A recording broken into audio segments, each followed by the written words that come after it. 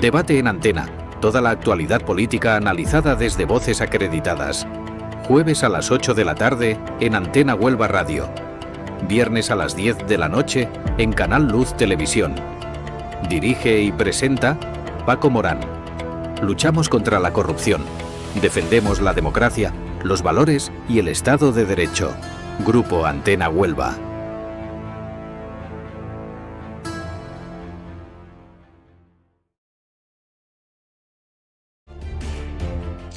Amigos, ¿qué tal? Saludos cordiales, muy buenas noches desde Antena Huelva Radio para la capital y los 80 pueblos de la provincia y desde Canal Luz Televisión en HD y también en nuestras redes sociales, en Twitter, en Facebook, en YouTube y en Twitch, que podéis ver también la tertulia bien en directo o bien cuando tengáis un ratito, sabéis que eso queda ahí en la nube para que lo podáis ver cuando consideráis oportuno. Bueno, pues casos de corrupción por doquier que tenemos y que no para en una semana movidita, sembrando un precedente, viendo al indigno fiscal general del sanchismo en el banquillo de los acusados y ahora a esperar la sentencia, que dicen que más o menos podría estar para enero. Será condenado, será inhabilitado, entrará en prisión, no lo hará, pues serán los jueces los que tendrán que decidir. ¿Qué nos ha llamado la atención de este juicio? Bueno, ahora le preguntaremos a los tertulianos. Evidentemente no sorprendido, pero sí me ha llamado la atención la entrega de los periodistas apesebrados de los dos medios afines al PSOE, a decir El País y la cadena SER, que ya ellos decían, bueno, yo soy el juez y el que tengo que juzgar. Este señor es inocente, señor juez, decía uno de los periodistas de la cadena SER o del País, aunque para el caso es lo mismo, estamos hablando de la misma casa, estamos hablando del mismo boletín oficial del sanchismo, SER y El País. Vergonzoso y vomitimos cómo se pueden someter estos periodistas a ya declarar la inocencia del fiscal por encima de lo que puedan decidir los magistrados. En fin, vomitivo todo lo que está ocurriendo. Hablaremos de eso y de otras muchas cosas, pero antes vamos a saludar a los invitados. María Ponce, que la tenemos aquí a nuestra izquierda, ex senadora. Muy buena, María. Muy buenas, ¿qué tal? ¿Con ganas de volver o no? ¿A Madrid? Bueno, yo donde me ponga me da igual, tampoco. Estoy bien donde estoy, ¿eh? Está bien, encanta, ¿no? Sí, bueno, menos complicaciones, ¿verdad? Y Luis Faraco, historiador, que nos va a hablar de la película ahora, que le voy a presentar. Muy buena, Luis. Muy buena. Encantado de tenerte por aquí un día más. Muchas gracias por invitarme, por compartir con el resto de contertulios. Y bueno, compañero tuyo en Diputación, ¿coincidió contigo? Sí, coincidimos, sí. Sí, coincidiste, ¿no? Sí, sí. Y no, nos vamos a saludar ahora a que ahora le vamos a ceder la sitia. Bueno, Mario, ¿qué tal? Ahora, ¿cómo estás? Pues muy bien, trabajando mucho, con mucha ilusión, con muchos proyectos nuevos, pues creo que el trabajo en Diputación es ilusionante. Evidentemente también, pues en Caraña seguimos siendo concejal, somos la portavocía de la oposición y haciendo mucho trabajo por Caraña y por toda la provincia, que es una provincia apasionante, yo diría que hasta emocionante y que merece mucho la pena trabajar y que se nota mucho la desidia de muchísimos años en Diputación y justamente ahora se puede ver que con los mismos recursos se pueden hacer muchas más cosas. Eso es eficiencia económica y ganas de trabajar también y hacerlo para todos. Muy bien. Mario Peña es diputado provincial. Y asesor, coordinador de presidencia. Y precisamente hemos estado en Diputación esta mañana. Aparte de un poquito, si no nos tapa la cámara, que estamos ya en directo, sí, que de por aquí ahora, pues, que lo que intentaba decir anteriormente, esta mañana hemos estado en la Diputación Provincial de Huelva, que se ha presentado esta sensacional película. Te protegerán mi sala. ¿De qué va esta película? Bueno, teniendo en cuenta quién es el director, Antonio Cuadri, de Triguero, ya el éxito está más que garantizado. Una historia preciosa y que Faraco la conoce porque el protagonista es paisano. Bueno, el protagonista de la historia, no el actor. Es paisano suyo, es de Almonte y no sé, ¿llegaste a conocer a este misionero, Luis? Bueno, él ya toda su familia, ¿no? Él es, una persona, José Antonio Rodríguez Bejerano, que prácticamente dedicó toda su vida a las misiones en África y que murió bastante joven, pero que dejó una huella imborrable, tanto lógicamente en Almonte, en España, como en África y en su comunidad religiosa. Hoy día una calle importante de Almonte, próxima a donde vivían sus padres, lleva su nombre. Bueno, enhorabuena también. Ha colaborado con parte de dinero que ha dado también la Diputación de Huelva, pero fundamentalmente un productor de Sevilla ha sido el que ha apostado por esta historia que dirige Antonio Cuadri, que le recordaremos también por diferentes series en televisión, y también esa gran película del Corazón de la Tierra, que la he visto 20 veces y no me canso de ver. Una historia fantástica del dominio de Inglaterra en Río Tinto con la explotación minera. Una película que, si no la habéis visto, la recomiendo. Está ahora en una de las plataformas en Friolet. Está justamente ahora mismo esa película. Bueno, pues Antonio Cuadri, el sábado se estrena en Punto Umbría. Viernes y también el fin de semana en el centro comercial de Punto Umbría, los 2 cines que quedan por allí, ahí podéis ver la película. Y mañana va a estar con el protagonista, con Ibrahim Koné, en Olea. A partir de las 6 de la tarde en el centro comercial Olea se va a hacer también otra presentación de esta fantástica película. Enhorabuena a todos los que han colaborado. Bueno, muy buenas noches. Acércate al micro. Buenas noches. Encantado de tenerte por aquí. Buenas noches es un eufemismo. Pero... Tiene que llover, tiene que llover. No, si yo no me quejo, sí. Pero sí. En el lenguaje bueno significa algo mejor que lo que estamos viviendo en estas últimas horas. Sí. Bueno, yo quiero que llueva y que se hagan pantanos, porque bueno, la indecente izquierda española, yo no sé por qué se enfada tanto cuando se dice hay que construir presas, hay que construir pantanos. No sé por qué se enfadan tanto.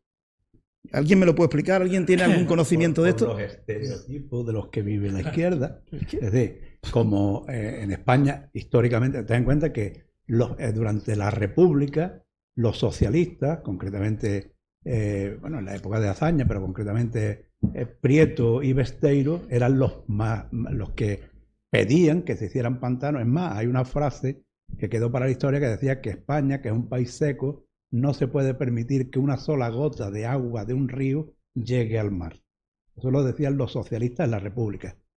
¿Qué ocurre? Que bueno, la República duró lo que duró, acabó como acabó, y luego ese mensaje de los socialistas lo retomó Franco y se dedicó durante los 30 y tantos años de su gobierno a hacer realidad esa demanda que los socialistas tenían en la República. Eso es lo que ha hecho esa metamorfosis en el pensamiento socialista, ¿sí? Que de ser ellos los que preconizaban la construcción de los pantanos, ahora odian los pantanos porque lo hizo Franco. Pero lo hizo Franco haciéndole caso a los dirigentes socialistas de la República. Pero podríamos hablar de un pantano en concreto, que creo que es el que más nos afecta, ¿no? Precisamente ayer en Diputación Provincial, María estaba también presente, pues se pudo hablar de una moción que llevaba el Partido Popular para, en este caso, a ver si por ahí vale de algo, la presa de Alcolea, que se retomen los trabajos, que se libere el dinero, que se cumpla con la ley que está establecido como interés nacional, interés provincial e interés para todo el mundo. Y bueno, la izquierda contestó como contestó. Esta vez lo enfocábamos más también porque hace un año, desgraciadamente, de todo lo ocurrido con la Dana en Valencia, y estamos enfocándolo tanto en el Parlamento como en Diputación, también por el tema de lo que sirven los pantanos como cuestión regulatoria para los cauces que pueden ocurrir. Es algo que el cambio climático, se diga lo que se diga, está aquí. Yo no digo los causantes, pero que está ocurriendo, y que es algo necesario también tener regulado todos los afluentes, todos los barrancos, todos los pantanos, todos los afluentes. Y de nuevo, el discurso de la izquierda era que hay informes muy serios, muy científicos, que dicen que ese agua por los lixiviados mineros no va a servir.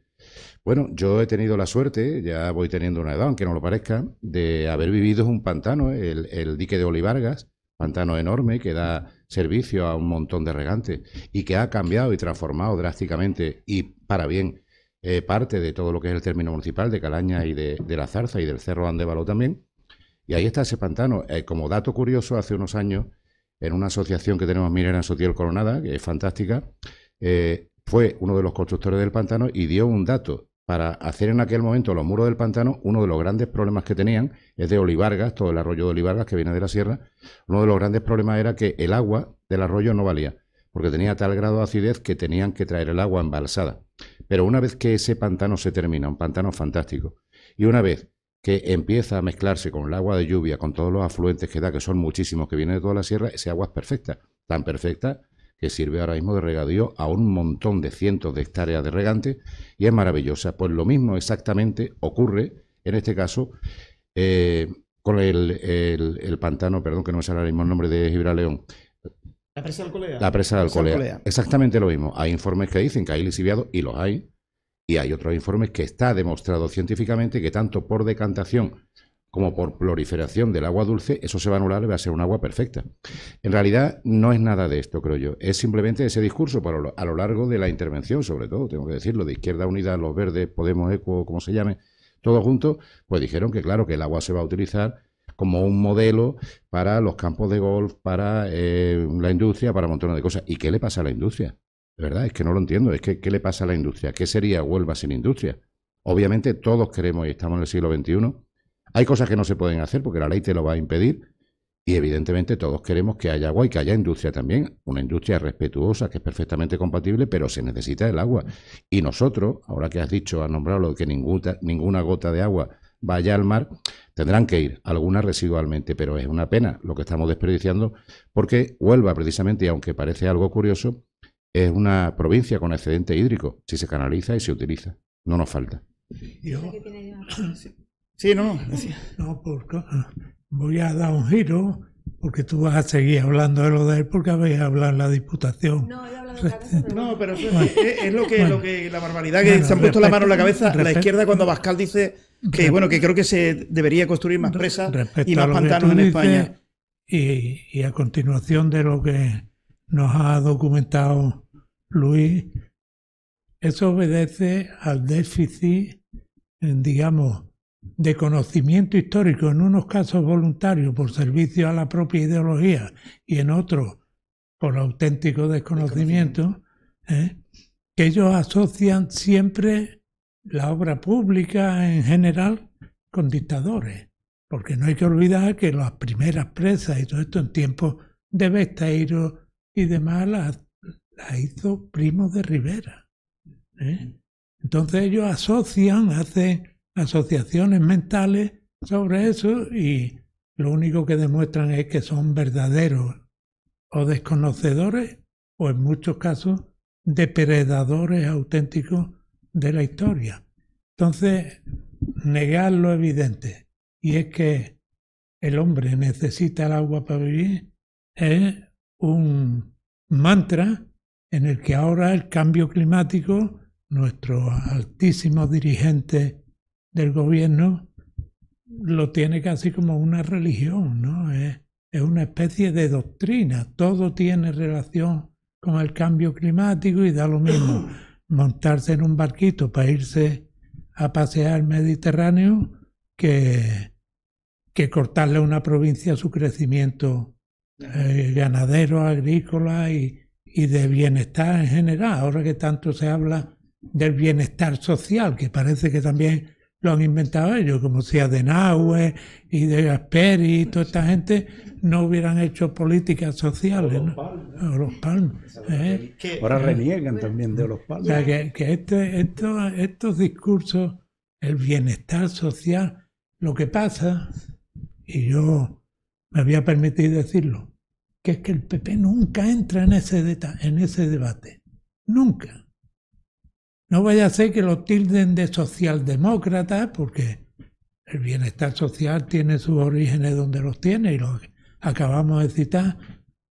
Y hay que dar respuestas más sólidas a esas situaciones, porque cuando tú te encuentras ya después de 7 años, que cada día que vas al Parlamento, el preguntado se convierte en oponente del que pregunta, en lugar de dar respuesta a lo que se le ha preguntado, pues estamos convirtiendo esto de oposición a la oposición.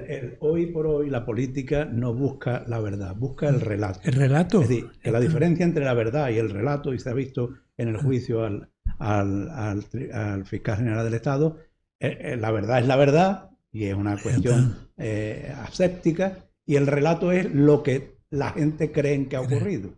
¿Vale? Sí, entonces, ahí es donde, lógicamente, la izquierda son maestros y la derecha son un poquito acomplejados.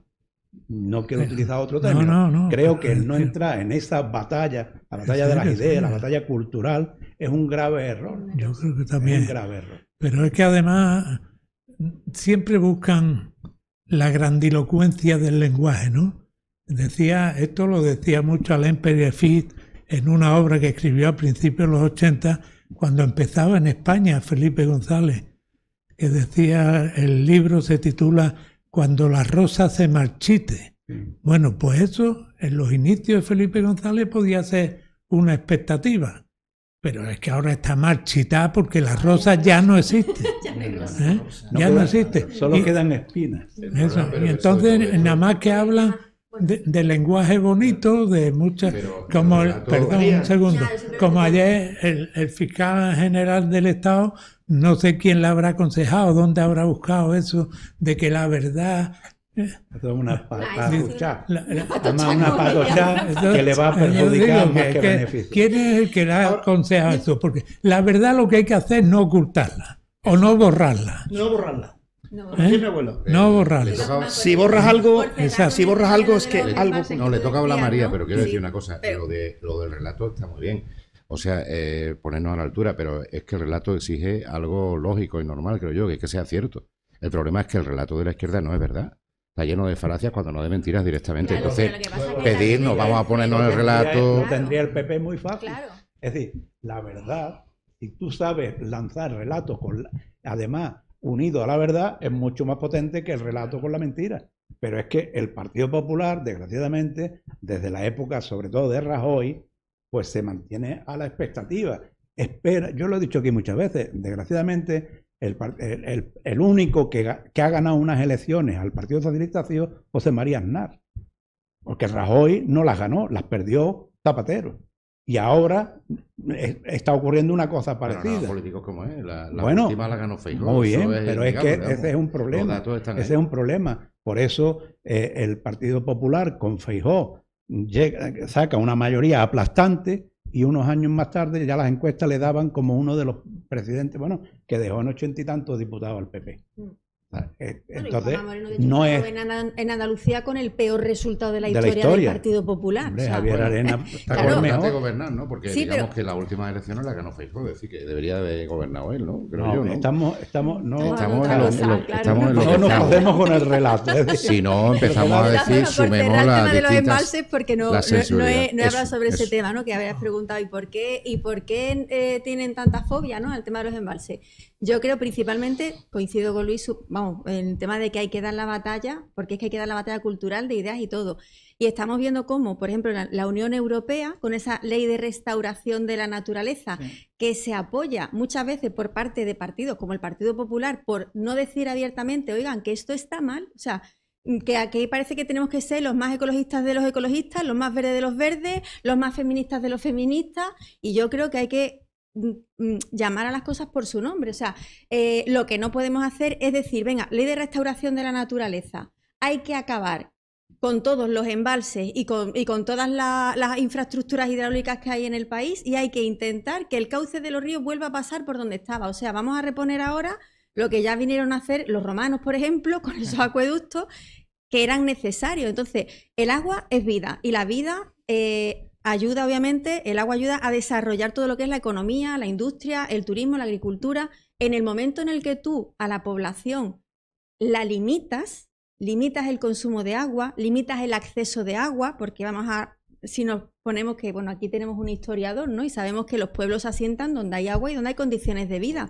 Si aquí deja de haber agua, si deja de haber condiciones de vida, si deja de haber economía, si deja de haber agricultura, si deja de haber industria, nos están abocando a que necesariamente todo hijo de buen vecino necesite al Estado para poder vivir a base de una paguita, a base de una ayudita, a base de que te den. Están potenciando, por otro lado, fuera de Europa, porque fuera de Europa sí se están haciendo esas infraestructuras.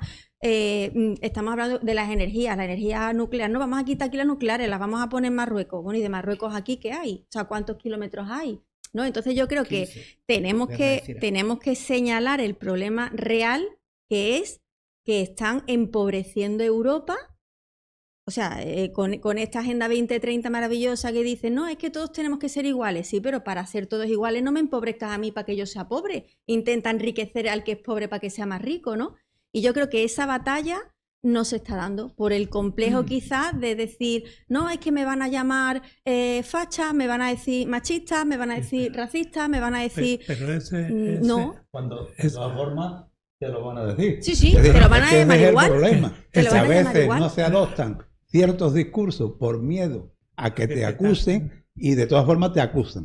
Pero es que hay muchos caminos de llegar. Es decir, una cosa es que casi siempre nos estamos acostumbrando, y no, tú me paras cuando quieras, nos estamos acostumbrando a monopolizar los temas en blanco y negro, y creo que hay muchos matices en los grises. Es decir, yo soy el primero, y te lo digo porque además vivo y es público y notorio, en un ámbito totalmente rural, y vemos lo que ha ocurrido este verano con los incendios, cuando se dice eso tan manido, que por cierto, temita aparte de la cantidad de gente que está salido este verano hablando de los incendios se apagan en verano y no han pisado el campo en su vida, es decir, en invierno, perdón, y no han pisado el campo en su vida, y salen expertos de todos los sitios, pero que hay importante también. Sí, por supuesto, pero quiero decir que en todos los matices de esto hay algo.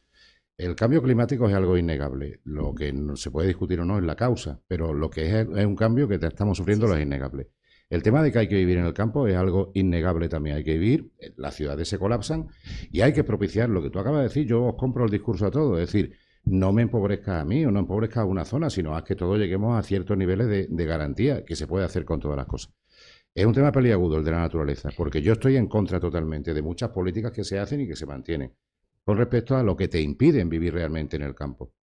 Caramba, te condenan por cortar determinada flor, ¿no? Y sin embargo, no se permite. Por eso he dicho lo de los incendios.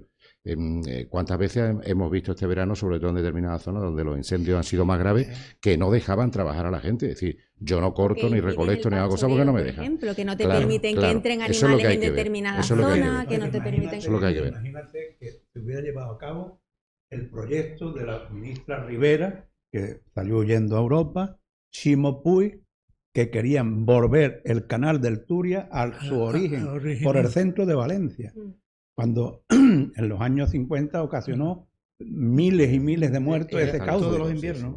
Y gracias a que se desvió, bueno, pues, hombre, es una desgracia que hayan fallecido 200 y pico de personas. Podrían haber sido 1000 personas a lo mejor, si el cauce ese hubiera atravesado por una ciudad como Valencia, que tiene 500 o 600 mil habitantes. ¿Entiendes? Es que el ecologismo... o sea, cuando uno opina contra, por ejemplo, el cambio climático, si tú observas el discurso, fíjate tú la batalla del relato como es, que ellos hablaban del calentamiento global y de buenas a primeras se pone toda la izquierda de acuerdo, porque claro, empiezan a ver que es mentira, que la Tierra se está enfriando, con lo cual dicen, nos estamos quedando con el discurso con el culo al aire. Entonces, de buenas a primeras, todos se ponen de acuerdo y ya no hablan del calentamiento global, sino del cambio climático. Eso nunca es cuestionable. Desde que se creó la Tierra, hace 4.500 millones de años, hasta hoy, ha estado cambiando el clima. Siempre. Por lo tanto, nadie puede estar en contra del cambio climático. Lo que estoy en contra es de que me quieran comer coco con el cambio climático. Con gases y sin gases. Bueno, que vamos a otro tema. Hay que recordar que yo, por ejemplo, yo recuerdo cuando éramos pequeños de no usé el desodorante de spray porque altera o sea, era, o sea, todo, o sea, te ponían, y es lo que dice Luis, van haciendo un invento sobre otro para tener un relato y poder prohibirte cosas. Cuestiones es un fascista. O sea, yo te puedo prohibir lo que yo quiera inventándome una historia. Yo lo cuestiono, yo sí lo cuestiono. Soy abiertamente la pantomima que nos quiere vender de cambio climático. Por cierto, también una derivada de esto es que quieren cercar el centro de las ciudades para que los coches de gasoil no entren. Exacto. Por lo tanto, si hay un incendio en el Ayuntamiento de Sevilla, pongamos, por no poner de Huelva,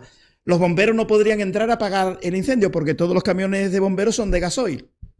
¿Es o no es así? Todos somos iguales ante la ley. Si yo con mi coche no puedo entrar en el centro, el camión de bombero tampoco puede entrar en el centro porque está prohibido porque contamina. O sea, contamina en el centro de Huelva y no contamina la orden que estamos a 5 minutos. Pero ¿a quién quieren engañar esto con el cambio climático?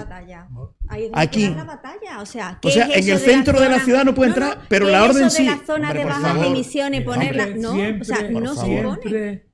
Nos hacen la trampa. ¿Ves? Y esto ya no es cuestión ideológica solo, es que nos hacen la trampa. Los criterios que tú has planteado y lo que acaba de plantear Paco tiene mucho que ver con el marco regulatorio permanente de la Unión Europea. Agenda 2030. ¿Por qué? Ahora aquí resulta que decimos que para el año 30 o 35 los coches tienen que tener tales características y empieza la Volkswagen, la Mercedes y todo esto a dejar de fabricar coches en Europa. Y sin embargo, nos vamos a China con el lado del coche eléctrico, pero le compramos los materiales básicos, las baterías y todo esto a China, con lo cual estamos haciendo una pérdida de productividad industrial y de progresión tecnológica en Europa para vivir a expensas de lo que nos quiere hacer un tercero. Eso por una parte. Por otra parte, los grandes inspiradores de la filosofía izquierda moderna, como Lakoff y estos, dicen que el que domina el relato es el que es el dueño del futuro.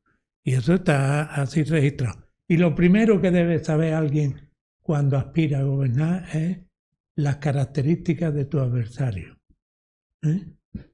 Y lo primero que hay que saber es que entre los cerca de 1000 asesores que tiene el señor que vive en la Moncloa, pues el principal dirigente de eso, su tesis doctoral, es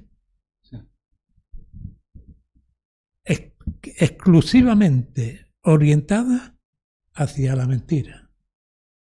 Esa es la tesis doctoral de este señor.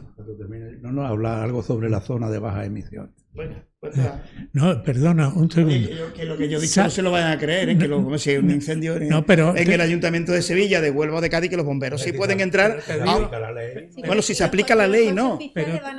Los coches oficiales al político a la puerta del ayuntamiento son la mayoría de gasoil. Los coches oficiales, la mayoría son de gasoil. Pero Paco, te digo, o solo los ciudadanos no podemos entrar. Lo mismo que pasa en muchos aspectos de la vida cotidiana.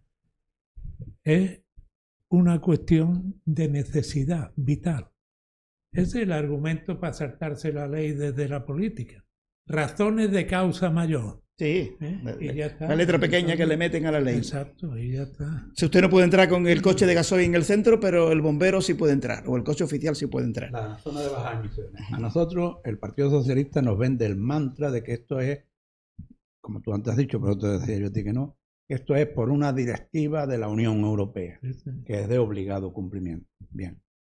El Partido Popular no se cuestiona eso siquiera, sino que llega, por ejemplo, en el ayuntamiento donde se ha cambiado, aquí en Huelva, y sigue adelante con el mismo proyecto. El Partido Socialista habla mucho, pero no se gastó un duro en la zona de bajas emisiones. Pilar ya se lleva gastado 1 millón y pico de euros en esa misma zona que la diseñó el Partido Socialista. Pero es que ahora resulta que eso es mentira, que no hay ninguna directiva. O sea, hay una recomendación. Una recomendación no es de obligado cumplimiento. Se recomienda que las 200 ciudades con más de 50.000 habitantes que hay en España la implante. Una recomendación. Pero, hombre, yo puedo admitir una recomendación si estoy de acuerdo con eso. Pero es lo que tú estás diciendo.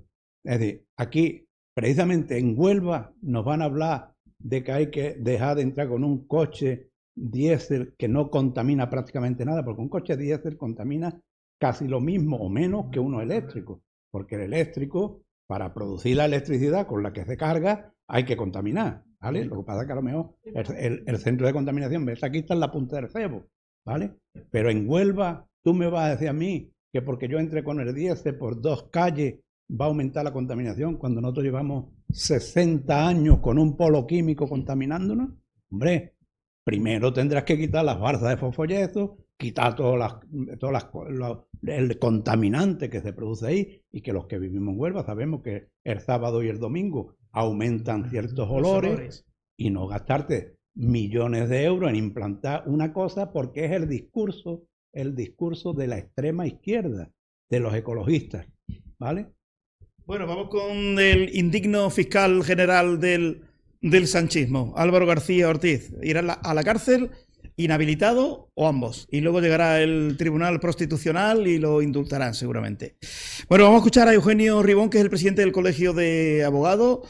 Se presenta como acusación, piden 6 años de cárcel por revelación de secretos. 6 años de cárcel. Vamos a escuchar al al presidente del Colegio de Abogados en una declaración en el juicio, en la intervención de ayer, y ahora analizamos a ver qué piensan los tertulianos si vemos a este individuo en la cárcel o no. Cuando quieras, Johnny, vamos con ese vídeo. Acudo a la sede de la Fiscalía General del Estado, acudo acompañado en ese momento hasta la puerta por un compañero de gabinete de decanato que queda fuera de la reunión.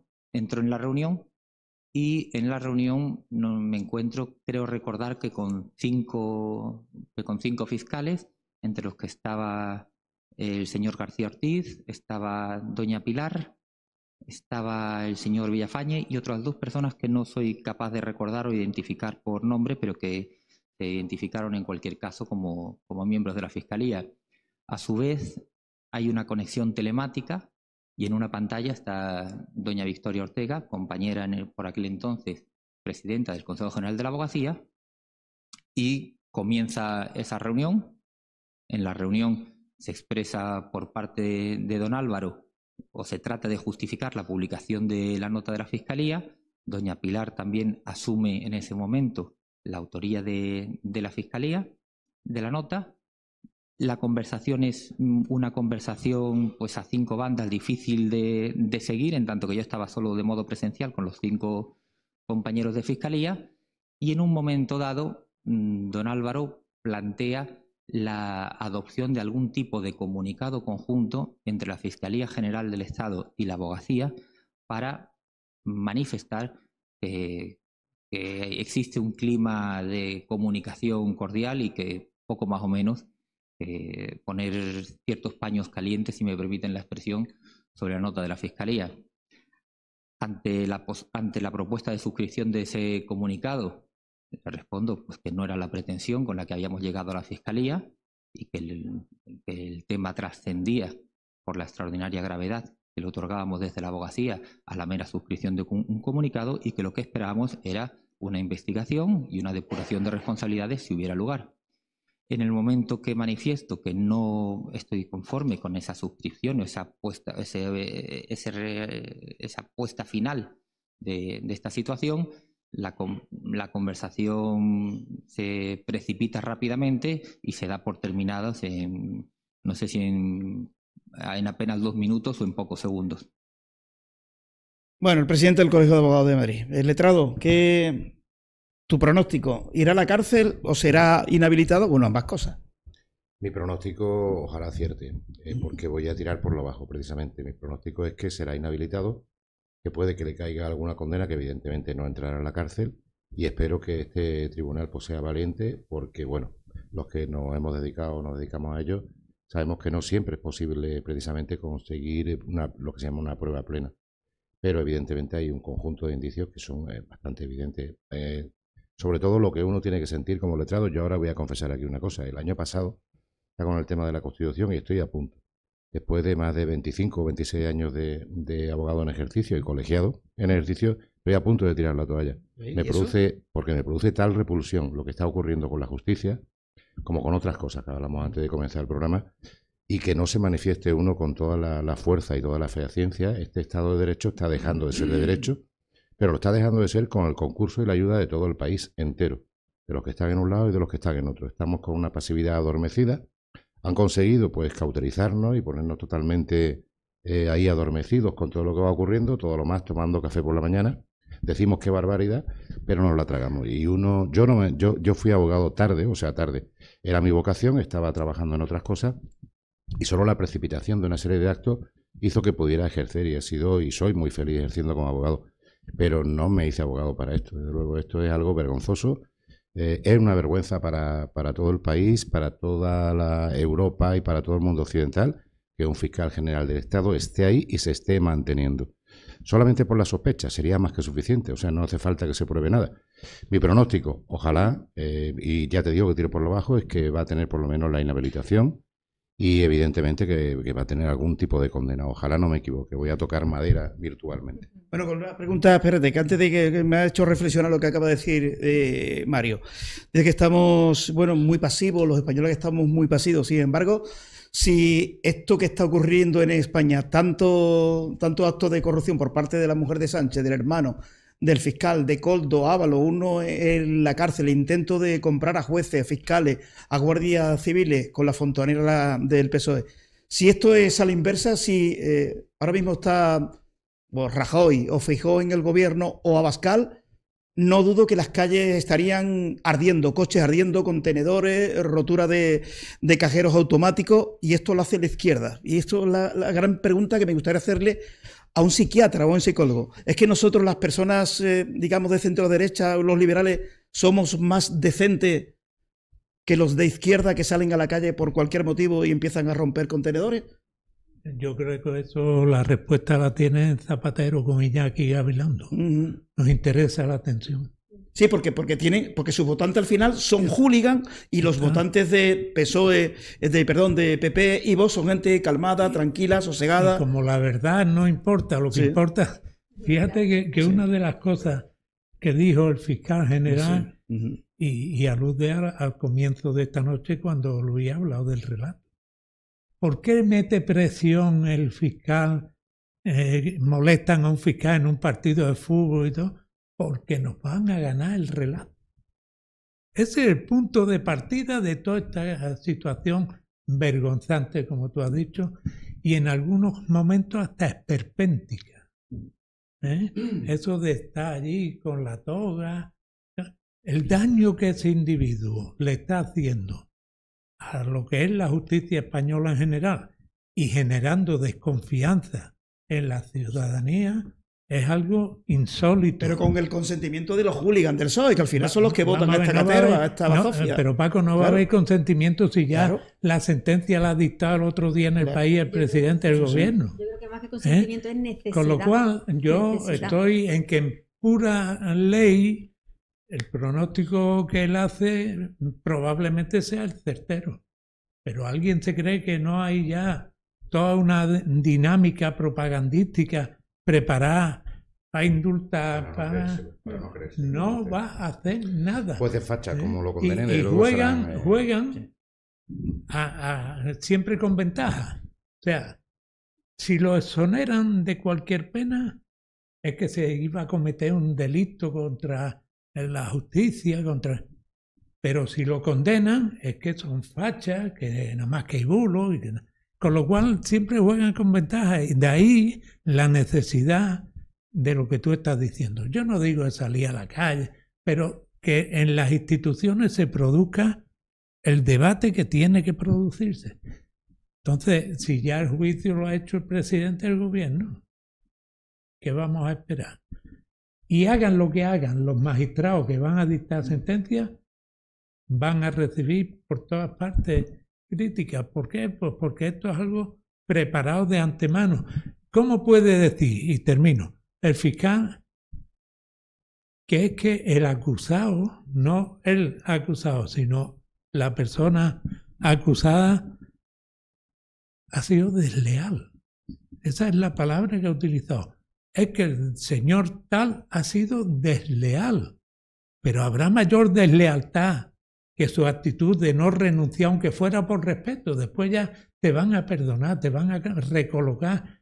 Entonces, ¿qué necesidad hay de montar este número solo para desprestigio del oponente? Mira, esto que estamos viendo aquí, los imputados que hay, y yo te hago otra pregunta.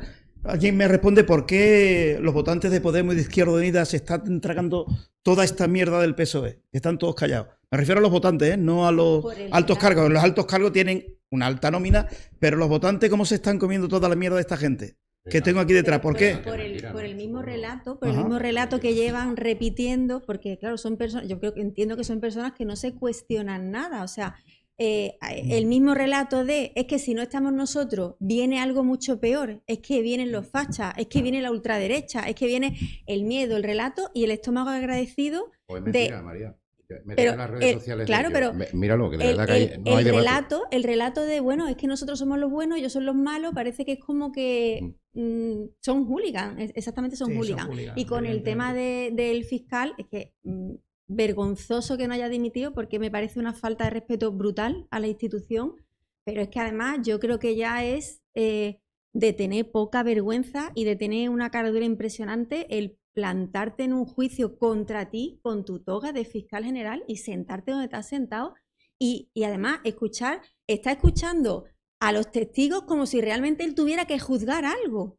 Él no está siendo juzgado, él da la impresión de que está por encima del bien y del mal, que sabe que sea lo que sea, si lo declaran culpable lo van a indultar, porque es que ya están diciendo que es inocente desde el primer momento.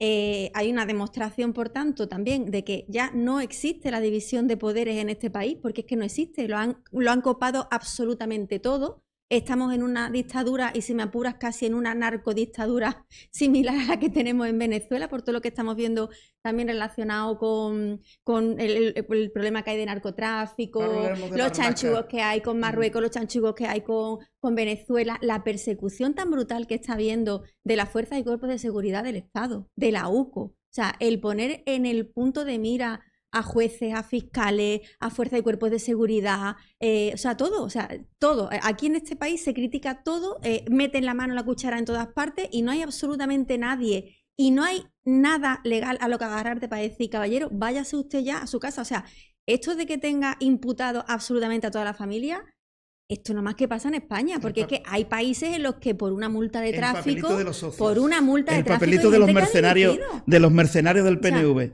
pues los del Podemos y los de Izquierda Unida lo puedo entender, pero el papelito de los mercenarios del PNV... Yo creo que él se ha creado, una figura, antes hablábamos de la mentira, ¿no? De la mentira de la tesis doctoral, pero es que yo creo que él en sí ya es una mentira. Yo creo que una persona que viene de un ámbito de los prostíbulos, estamos hablando de gente de calaña, de meterse en los prostíbulos, de chantaje, de la familia de más grabarse bajuna. los unos a los otros para después intentar sacar rédito de una cosa, es una mafia del suegro chantajeando organizada. a ver si lo metían, de ganar unas primarias dentro de tu propio partido metiendo votos en una urna y cambiando urnas, de trincar dinero, mientras que a los españoles nos están diciendo, no, el límite legal para que usted no pueda pagar en efectivo, y están aquí con los sobres ellos para arriba y para abajo como si tal cosa.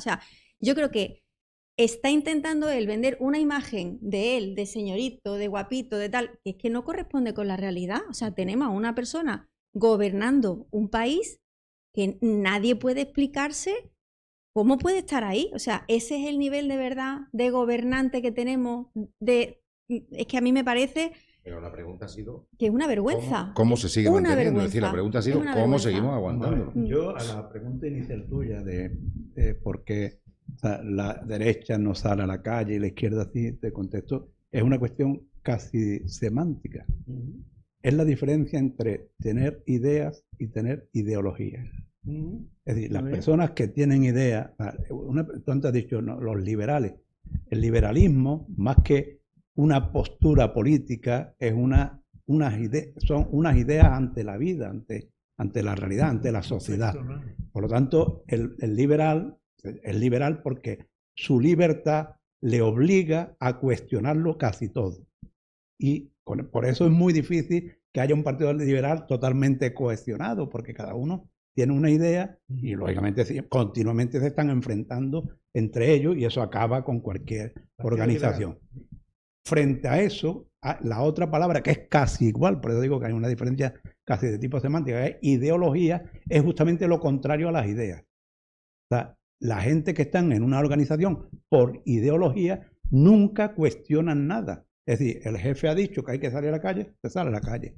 El jefe ha dicho que ese es un criminal, es un criminal. Pero además tú ni te planteas, oye, ¿a quién ha matado? ¿Qué ha hecho? No. Es que el partido ha dicho que este hombre es un criminal. Por lo tanto, un criminal, y además, si hay que eliminarlo, se elimina.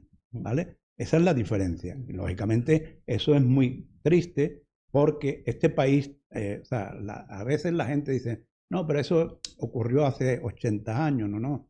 No te olvides de que las cosas ocurren porque hay una sociedad propicia a que ocurra. Y a veces las cosas vuelven a ocurrir, desgraciadamente. Sobre todo, se decía, aunque no estoy yo totalmente de acuerdo, decía que aquellos pueblos que desconocen su historia corren el riesgo, el peligro de repetirla. ¿Vale? Mira, estamos hablando del fiscal general del Estado. Yo le invito a la gente a que vean qué le ocurrió a un alto dignatario de la justicia que se negó a condenar a José Antonio Primo de Rivera, que es lo que le ocurrió después del 18 de julio del 36. Pues que el gobierno de la República lo mandaron a sacarlo de su casa, a él y a sus hijos. Lo llevaron a las afueras de Madrid, asesinaron a sus hijos y mientras él lo veía, y luego lo asesinaron a él. Es decir, te quiero decir con esto que es que eso no se sabe. Esas cosas generalmente no se saben y se deberían de saber. Igual que se sabe los crímenes o las cosas que hizo Franco, que hizo el bando nacional. Hay que conocer lo que ocurrió en Paracuello del Jarama, lo que ocurrió en las cárceles, todo ese tipo de cosas. Las checas, 200 checas hubieron en Madrid. Y se asesinaron a miles y miles de personas simplemente por sospecha. Y no hay que... Mira, Chávez Nogales era un periodista republicano, ¿vale? O la liberal, aunque ahora se la quieran adjudicar a los socialistas, que propició el voto femenino, era republicana. Ambos huyeron del Madrid republicano y ambos escribieron una cosa muy parecida.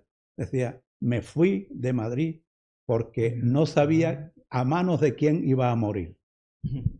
¿Sabes? Entonces, desgraciadamente, eso es así. Por eso decía yo lo de la depredación de la historia, porque él acaba de hablar del voto femenino, que parece que es exclusivo ideológicamente, históricamente de la izquierda, y resulta que se votaba en contra porque decían que los maridos podían influir, los maridos y los curas podían influir en la dirección del voto. Luego las elecciones primeras que hubo con voto femenino las ganó la derecha, ellos se vieron ratificados en sus ideas. Las que votaron en contra fueron las mujeres socialistas, ministros socialistas, Margarita Nelken y la... Pero es que, hecho este paréntesis histórico, aquí lo que hemos asistido ha sido a una confrontación forzada del Estado contra el Estado. Porque ¿en qué cabeza cabe que un elemento jerárquico como es la Fiscalía, que es un órgano jerárquico y autónomo, entre comillas, qué mal suena eso? Sí, pero autónomo, por eso he dicho entre comillas, autónomo entre comillas. Y resulta que el subordinado es quien tiene que acusar al superior. Y los abogados del Estado salen en defensa de la Fiscalía. O sea, es que es una confrontación Estado contra Estado. ¿Sabéis por qué? Pues porque esto es una impresión personal, toda esta tendencia de finalizar la legislatura, llegar hasta el 27 y todo eso, está fundamentada en el miedo jurídico que tiene el presidente del gobierno. Ahí lo has clavado y coincido plenamente en lo que acaba de decir. No obedece a ninguna otra razón. El miedo. Tiene pánico a ser él que acabe en el banquillo. Lo que más miedo le dio del discurso de Feijóo fue cuando dijo, y que sepa que yo no lo voy a indultar. Eso a mí me pareció definitorio. Hombre, se nota que ha cambiado de asesores el Partido Popular. Se lo dijiste aquí hace 2 meses. Lo dije ¿Cómo se llamaba? Hace más meses. Recuérdame el chico este que ficharon. ¿Tú te acuerdas? No me acuerdo del nombre, coño, te lo dije y todo. Chaval asesor este que ficharon. Que viene de la izquierda. Sí, no tiene complejo. Del porqué de este empeño en terminar la legislatura. Porque en ningún razonamiento político cabe lo que estamos hablando. Eso es lo que tú dices, ¿no? Yo pregunto, bueno, este hombre, ¿qué necesidad tiene? No puede gobernar, no puede salir a la calle. Tiene a la familia...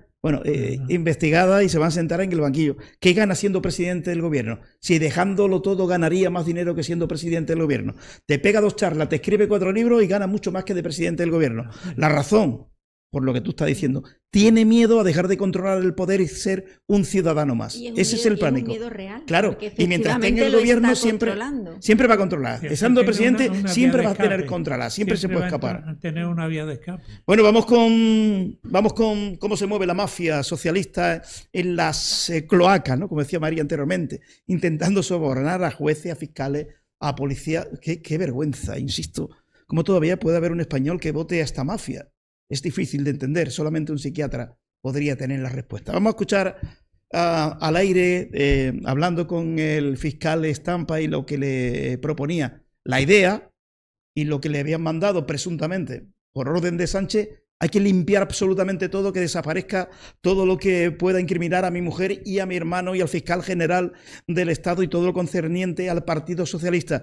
Hay que borrar todas y cada una de las huellas del crimen. le dieron la orden al aire y esta pues empezó los intentos de soborno. Vamos a ver, bueno, a escuchar uno de los muchos audios que vamos a ir poniendo a lo largo de la semana. Cuando quieras, Jonathan, vamos con el vídeo de la fontanera.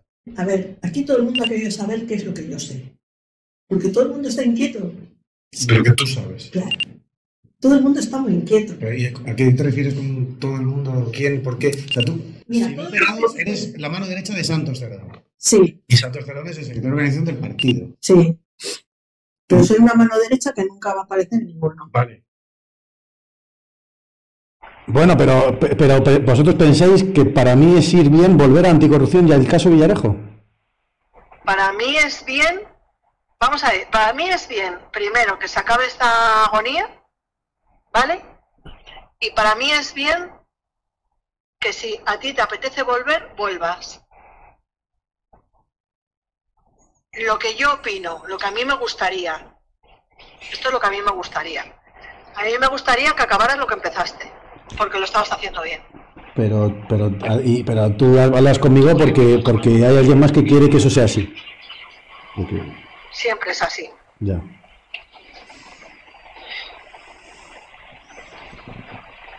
¿A ti no te gustaría acabarlo? Es que eso no se va a acabar nunca. Que sí, hombre, que sí. Mucho más fácil de terminar de lo que parece. No. Y yo estoy en un muy buen momento vital y profesional ahora. Bueno, pero que seas tú el que lo decidas. Bueno, pues... Vale, pues esperamos entonces, seguimos... Pero bueno, que las cosas van a ir mejor. Hazme caso. Y que donde hubo rechazo ya no lo habrá, ¿vale? ¿Y ya lo sabe mi jefe esto? ¿Eh? ¿Ya lo sabe mi máximo jefe esto? Tu máximo jefe, si no lo sabe hoy, lo vas a ver tal que mañana o el lunes o martes. Pero vamos, lo vas a ver en breve, no te preocupes. Pero vas a ver que se va a terminar los pleitos y que esa es vuestra intención. Y vas a ver lo que tiene que hacer. Sí. En fin. A mí me parece... En fin, bueno. A ver, que tú ya sé lo que me vas a decir. Que quién es y de dónde viene. ¿Vale? ¿No? ¿Que quién es y de dónde viene? Que yo sé de dónde viene él. ¿Él, mi jefe? Sí. ¿Cómo que de dónde viene? El máximo digo, ¿eh? ¿A qué te refieres con que de dónde viene? A que viene de la costilla de... ¡Ah! No, bueno, no, tengo claro que si le ordenáis alguna cosa, la hará, vamos. Pues eso, pues ya está. Sí, ya, hay veces en las que hay que preguntar y veces en las que solo hay que informar. Yo creo que preguntamos demasiado, la verdad. Sí, pero partir de la base de que yo quiero volver ahí, en estas circunstancias, con este jefe, con esa fiscalía, sin Miguel Serrano... No, escúchame, tranquilidad, que eso habrá más cosas que cambien, tranquilidad. Yo hablaba solo...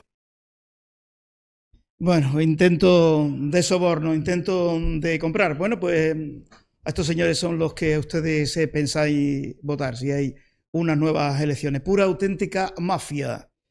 Bueno, ¿qué te dice todo esto? ¿Es vomitivo, indignante? Imaginaros esto, que una conversación sacada, bueno, por alguien del Partido Popular comprando o intentando comprar algún fiscal, ¿cómo estaría en las calles ahora mismo? Incendiadas, ¿verdad? Bueno, ¿qué te dice esto? ¿Te produce vómito? 2 minutos de una conversación grabada de 3 horas y pico. Sí. Hay más, mucho más. Vale, entonces, yo, no sé, los demás contertulios, yo creo que esto es lo más grave que está ocurriendo en España en este momento. Más grave que lo de la mujer de Pedro Sánchez, más grave que lo del hermano de Pedro Sánchez, más grave que lo del fiscal general del Estado. Es decir, que un Estado, porque al fin y al cabo estamos hablando del Estado, del gobierno, utilice a una persona, bueno, un grupo de personas, esta es la tonta que va poniendo, que ha puesto la cara, pero vamos, para destruirle, arruinarle la vida a muchas personas, utilizando además su parte más débil, por así decirlo. Porque claro, mucha gente no sabrán quién es este fiscal. Este fiscal estampa se lo cargó Dolores Delgado. La que mujer del corrupto Garzón, Baltasar Garzón, el anterior fiscal general del Estado. ¿Y por qué se la cargó?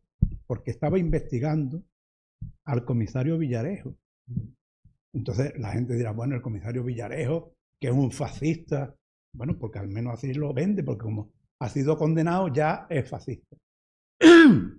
Pues el comisario Villarejo tenía negocios, y aparentemente los sigue teniendo, con el juez Garzón. ¿Y quién es el juez Garzón? El novio de Dolores Delgado, que era la fiscal general del Estado, que era la jefa de este hombre, y se lo carga a él y a 2 fiscales más. La diferencia es que los otros 2 fiscales se cargan y este denuncia su destitución. Denuncia su destitución, la lleva a los tribunales y gana, ¿vale? Y a pesar de ganar, bueno, sigue estando ahí en un segundo plano porque, lógicamente, el Partido Socialista no le va a perdonar que le estrafara el negocio a Garzón y todo lo que hay alrededor.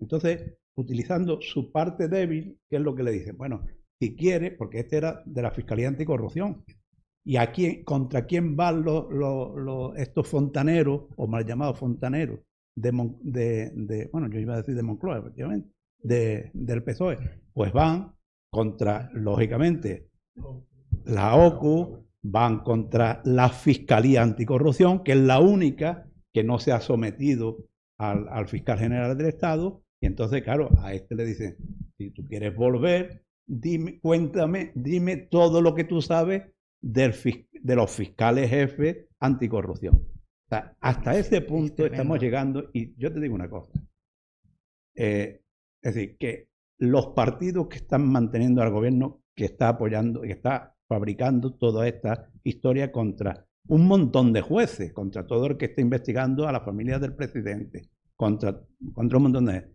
Los partidos que se dicen de izquierda, que siguen apoyando esta mafia. El Partido Nacionalista Vasco, Jun, toda la prensa, todas las asociaciones, porque estamos viendo cómo son capaces de comprar hasta las asociaciones de las mujeres con cáncer de mama, que yo lo puedo decir. Yo lo puedo decir porque yo no tengo miedo a que me quiten ningún cargo público, ¿vale? Pero me parece vergonzoso al nivel de corrupción generalizada en el que se está metiendo a toda la sociedad, unos por activa y otros por pasiva con el silencio. María, ¿qué opinión te merece esta señora, la fontanera del PSOE, la que hace el trabajo sucio? Efectivamente, lo veo gravísimo y además al nivel que llegan, o sea, de hurgar en todo, de utilizar, porque ahí no sale, pero también ella habla de unos audios que tiene y sobre algunos agentes de la Guardia Civil que quiere utilizar, que además han sido grabados en los prostíbulos del suegro de Pedro Sánchez, o sea, hasta el punto que llegan de tener esas grabaciones de hace, yo no sé los años que hará, de las grabaciones aquellas, o sea, hasta el punto de perversión, de mafia, o sea, estamos hablando de algo que ya escapa de cualquier concepto, o sea, todo lo que nosotros hayamos podido imaginar de decir, bueno, puede salir de todo, yo creo que nadie podía llegarse a imaginar que efectivamente cosas así tan graves podían salir, o sea, que haya una persona sin escrúpulos de ningún tipo y como dice... va a decirlo, pero la tonta útil, o sea, la tonta útil del Partido Socialista es esta señora. O sea, eso de, no, yo soy la mano derecha, pero que no voy a salir nunca a la luz. Pues te ha salido la jugada redonda, estás abriendo titulares, o sea, ¿me entiendes o no? ¿Esto se puede calificar letrado de extorsión? Hombre, se puede, yo entiendo que sí. Por eso, yo entiendo que sí. ¿podría ir a la cárcel? Claro, yo entiendo que sí. Luego hay otra cosa que también, lo que estábamos hablando antes del intentar señalar a todo el que va contra el Partido Popular y contra Pedro Sánchez, no contra el presidente del gobierno, o sea, perdón, contra el Partido Socialista, a señalar a todo el que va contra el Partido Socialista y contra Pedro Sánchez, porque llega el punto en que incluso un funcionario de a pie, como puede ser pues un guardia civil que está dentro de la UCO, que está investigando, o sea, que te metas a meter en su vida personal y a destrozarle la carrera profesional, a destrozarle la vida, a ponerlo en el punto de mira, o sea, es que no tiene ningún tipo de reparo en absolutamente nada. Y efectivamente, yo creo, ¿vale? Y esto ya es una teoría mía, pero con todo lo que está pasando, por ejemplo, el otro día le pegaron una paliza a 2 policías nacionales que los reconocieron en Alcalá de Henares. Le pegaron una paliza brutal, además, pues 3 dientes menos, fractura de mandíbula 1, fractura de, bueno, varias fracturas. Y en las publicaciones en las redes hay personas, incluso votantes del Partido Popular, votantes de Vox, que ya te van diciendo, pero es que, pues me parece bien, pues son unos perros, pues se lo han buscado porque las cargas que hicieron en Ferraz, o sea, esas cargas que hicieron en Ferraz estaban totalmente, hechas a conciencia contra la ciudadanía para que la propia ciudadanía se vuelva en contra de la policía, porque lo que quieren hacer es manchar la imagen de la institución. Y en parte, esto que está haciendo, esta es una de las causas y de los motivos. ¿Por qué? Porque, claro, si tú tienes fiscales, tienes policías y tienes funcionarios que realmente son servidores públicos y que cuando vas a hacer algo que atenta contra la ley, que atenta contra la moralidad, contra la ética y contra el bien, pues de España, de los españoles, te dicen, oiga, por aquí no, pues van directos al cuello contra ellos. Entonces es una mafia, pero es una mafia con todas las letras. Bueno, Mario, ¿qué te parece uno de los cortes de las 3 horas de grabación? De lo más grave, como habéis dicho anteriormente, sí es lo más grave si se consiguiera establecer un nexo de unión. Lo que pasa es que yo le veo un problema aquí. El problema es que esta mujer es tan chusca, es tan cervantina y gongoriana que da hasta vergüenza. O sea, si a mí me viniera, que no lo quiera Dios, ni creo, ¿no?, a extorsionar, yo me daría la risa. O sea, que esta señora, esta tipa, con ese lenguaje, con esa forma, esté representando al Estado, hasta cuesta trabajo de creer. Lo que pasa es que evidentemente ya se están estableciendo las conexiones. Si se establecieran, era más inducción al delito grave y extorsión. Entonces tendría, pues, evidente mucha culpa. Pero cuidado que tiene un problema jurídico. No puede tener condena si es como el delito de amenaza. La amenaza, si no es creíble y si no reúne una serie de requisitos, es decir, si yo te digo a ti, te voy a pegar un tiro, yo estoy aquí, yo no en mi vida he cogido un arma, pues será difícil de creer. Ahora, si soy, por ejemplo, militar o soy cazador y tengo la escopeta en la mano, la amenaza es cierta y creíble. Aquí hay que demostrar el nexo de correlación para establecer esa capacidad delictiva. Pero, repito, sobre todo me avergüenza como español que estas cosas me da hasta la risa. Puedan ocurrir que una señora así, le dices que es periodista de investigación, pero una periodista... Y ha escrito un artículo en su vida. Se olvida el detallito anterior, que ese sí es importante para demostrar en un futuro el nexo de unión, los cargos que ha ocupado esta señora y cómo. ¿Verdad? Que tú a una militante normal no se le dan eso. Delante de todas las cámaras de televisión de España. Eso es importante. Ese es un detalle que une toda la casuística. Y no te recibes Cerdán. Hay nexos de unión y se va a demostrar que está mandada por el Partido Socialista y las vinculaciones. Dices, te sorprende de que estás chusca, Mario, pero no contratan a un portero de un puticlub. ¿Habrá algo más bajo? Un portero de puticlub que tenía tanto poder como Sánchez. ¿De qué te va a sorprender? Cuando hablamos del PSOE, los nexos de unión sí que están claros con la prostitución, porque es que la que llevaba las cuentas del prostíbulo y... Claro, pero si es que no hay.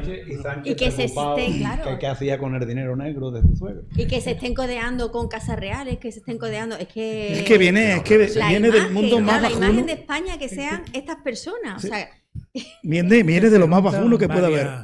Varias circunstancias. Una la acabas de decir tú. Cuando se salta por encima de los valores, de la ética y de los principios, ya vale todo. Absolutamente todo. Después te encuentras con que ellos juegan siempre con ventaja, como he dicho antes.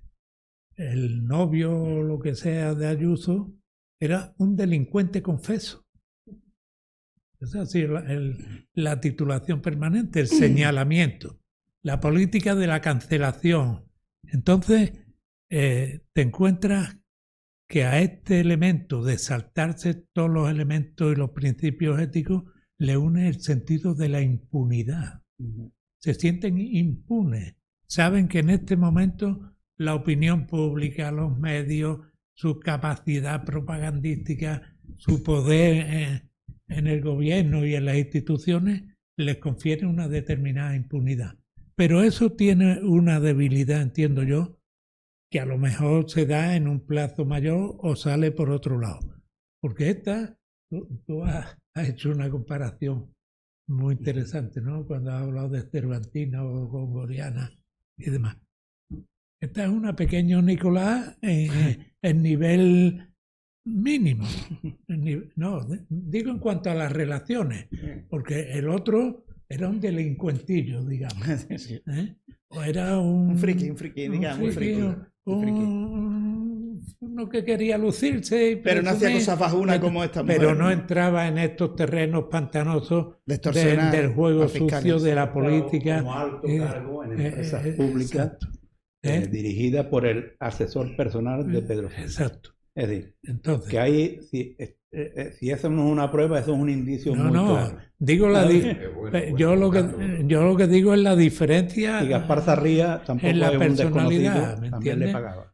No era un chavalillo que buscaba notoriedad y lo acabamos de oír, lo estamos viendo. Yo respecto al juicio y respecto a todo esto, yo creo, y espero que los 7 jueces, creo que esa es la élite de la judicatura española, los 7 magistrados que han estado de la Sala Segunda del Tribunal Supremo, yo creo que más arriba de eso ya no se puede llegar en la carrera judicial. Y desde luego tontos no son. Entonces no se la pueden dar fácilmente. Entonces, con respecto a eso, que yo antes no he dicho, digo, vamos a ver. O sea, un fiscal general del Estado, que tampoco debe ser demasiado tonto, aunque sabemos que lo han puesto ahí porque era dócil, como en el momento que le abren, o sea, lo imputan o lo llaman a declarar, borra las pruebas que podían servirle para quedar absuelto.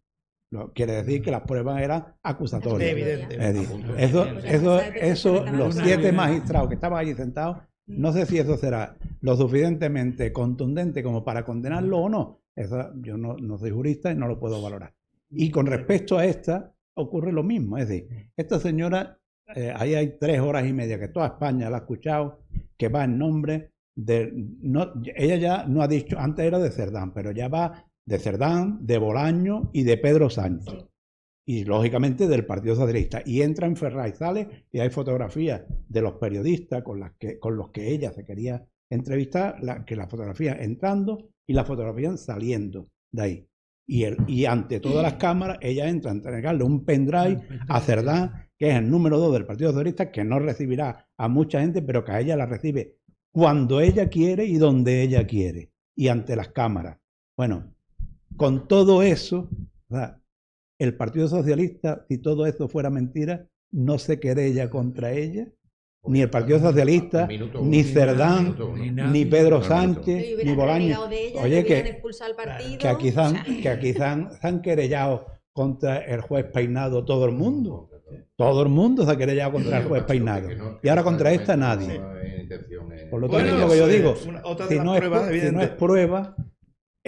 son indicios clarísimos de culpabilidad. Lo del teléfono, bueno, pero se nos olvida otro detalle importante, también ha borrado los correos electrónicos. Es decir, tú puedes decir es que un protocolo, que ya se ha demostrado también en el juicio, que es mentira, este protocolo me obliga a cada cierto tiempo a borrar, y los correos electrónicos también. ¿También te van a robar de la nube los correos? También. Algunas veces igual.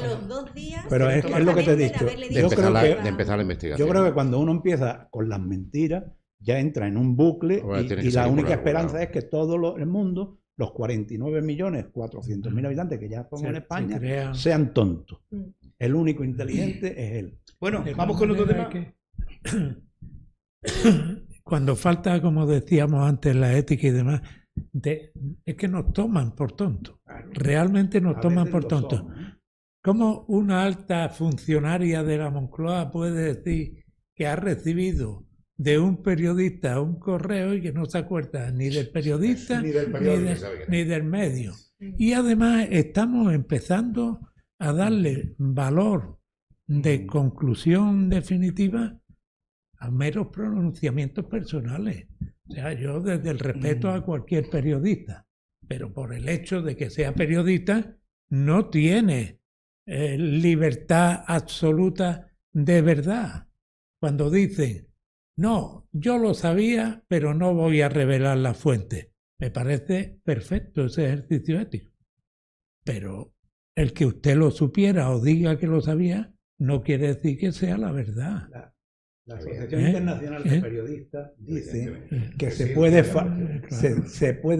debe faltar a esa deontología, al secreto, si con eso se evita la condena a un inocente. Efectivamente. Vamos a ver. Por lo tanto, si tú dices que y vas a permitir que condenen a ese que tú sabes que es inocente, claro, tú estás mintiendo o eres una mala persona. Más bien lo primero. Esa era la formulación de la ética de la responsabilidad de Max Weber, que decía, siempre está por delante la ética de la responsabilidad por encima de la propia convicción. Todas. Tú puedes estar convencido de algo, pero si sabes que eso va a generar un daño superior, tú tienes que actuar en consecuencia. Bueno, vamos con otro tema, ¿no? Y otra prueba más que acredita y acentúa el por qué llamo indecente a la izquierda española, o capítulo más, en esta ocasión local. Bueno, PP y Vox decidieron crear una oficina de información en el Ayuntamiento de Huelva para informar a las personas que tienen sus casas ocupada de cuáles son los trámites legales para poder echar al vago, maleante y ocupa que está en su casa. No puede actuar, no tiene potestad ni dependencia para echar al ocupa, todo va en un procedimiento judicial, pero al menos han entendido que se debe crear una oficina de información para que la gente que se encuentra un ocupa en su casa y bueno, ¿y ahora qué hago? Bueno, pues se va al ayuntamiento y a través del Colegio de Abogados de Huelva ahí le van a informar. Señora, tiene usted que hacer esto. Esa información es gratuita. Bueno, PP y Vox votaron sí. Pues mira, no está mal de poner esa oficina de información. ¿Quiénes votaron no a esa oficina? PSOE e Izquierda Unida. Vale, pero votaron que no, que Pilar Miranda ha tenido el detalle. Oye, mira, vamos a hacer la presentación de la oficina de información al ciudadano que tenga su casa ocupada y nos gustaría tener algún representante del PSOE de Izquierda Unida en la firma con el presidente del Colegio de Abogados, que es Antonio Bernal. No han aparecido. Esta mañana estuvimos en la rueda de prensa y solamente estaban los concejales de Vox y varios concejales del Partido Popular. Y esto es lo que decía Pilar Miranda esta mañana en esa presentación. Vamos a escuchar a ella y al presidente del Colegio de Abogados.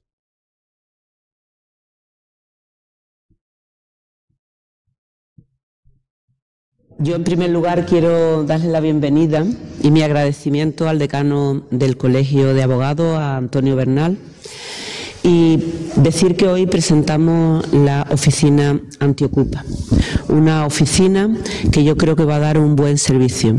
Elegimos al Colegio de Abogados porque ellos nos inspiran mucha confianza, ya que son muy buenos profesionales.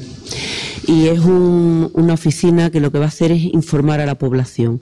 Aunque el tema de los ocupas es una competencia de la subdelegación y de la Policía Nacional, pero el Ayuntamiento, al ser la administración más cercana al ciudadano, debe también de colaborar, y lo hacemos y lo vamos a seguir haciendo de manera leal desde nuestro servicio. Con esta oficina, como decía antes, pretendemos dar información a la población. Va a ser un servicio gratuito e inmediato y va a haber distintas formas de hacerlo, tanto de manera presencial como por teléfono, como también de manera virtual. Vamos a hacer distintas actuaciones. Por un lado, va a haber una guía en la que se va a establecer qué pasos tiene que dar una persona que tenga esa situación de antiocupa, de ocupas en su casa. Por otro lado, se va a hacer también una jornada formativa para seguir informando todavía más. Y además también se va a hacer un informe trimestral por parte del Colegio de Abogados sobre la situación de los ocupas en Huelva. Los ocupas, como sabéis, cuando hay un edificio ocupado, pues puede producir insalubridad, produce inquietud a los vecinos y también puede producir inseguridad. Por eso el Ayuntamiento pues pone en marcha este procedimiento. Es un punto que teníamos en nuestro programa electoral y ahora lo ponemos en marcha. Quiero dar las gracias también a Paco, al concejal del Ayuntamiento de Huelva, porque él es el que ha hecho toda la negociación, y después, por supuesto, también al resto de grupos municipales, especialmente a Vox, que también pues una petición que ellos nos hicieron. Entonces coincidimos tanto en nuestro programa electoral como ellos en el suyo, y bueno, pues el Ayuntamiento estar para dar un buen servicio a los ciudadanos. Muchas gracias. Yo.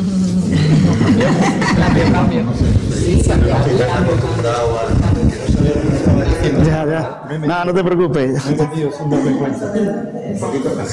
No sabía si era mío. Buenos días a todos también. En primer lugar, y claro, esperando esta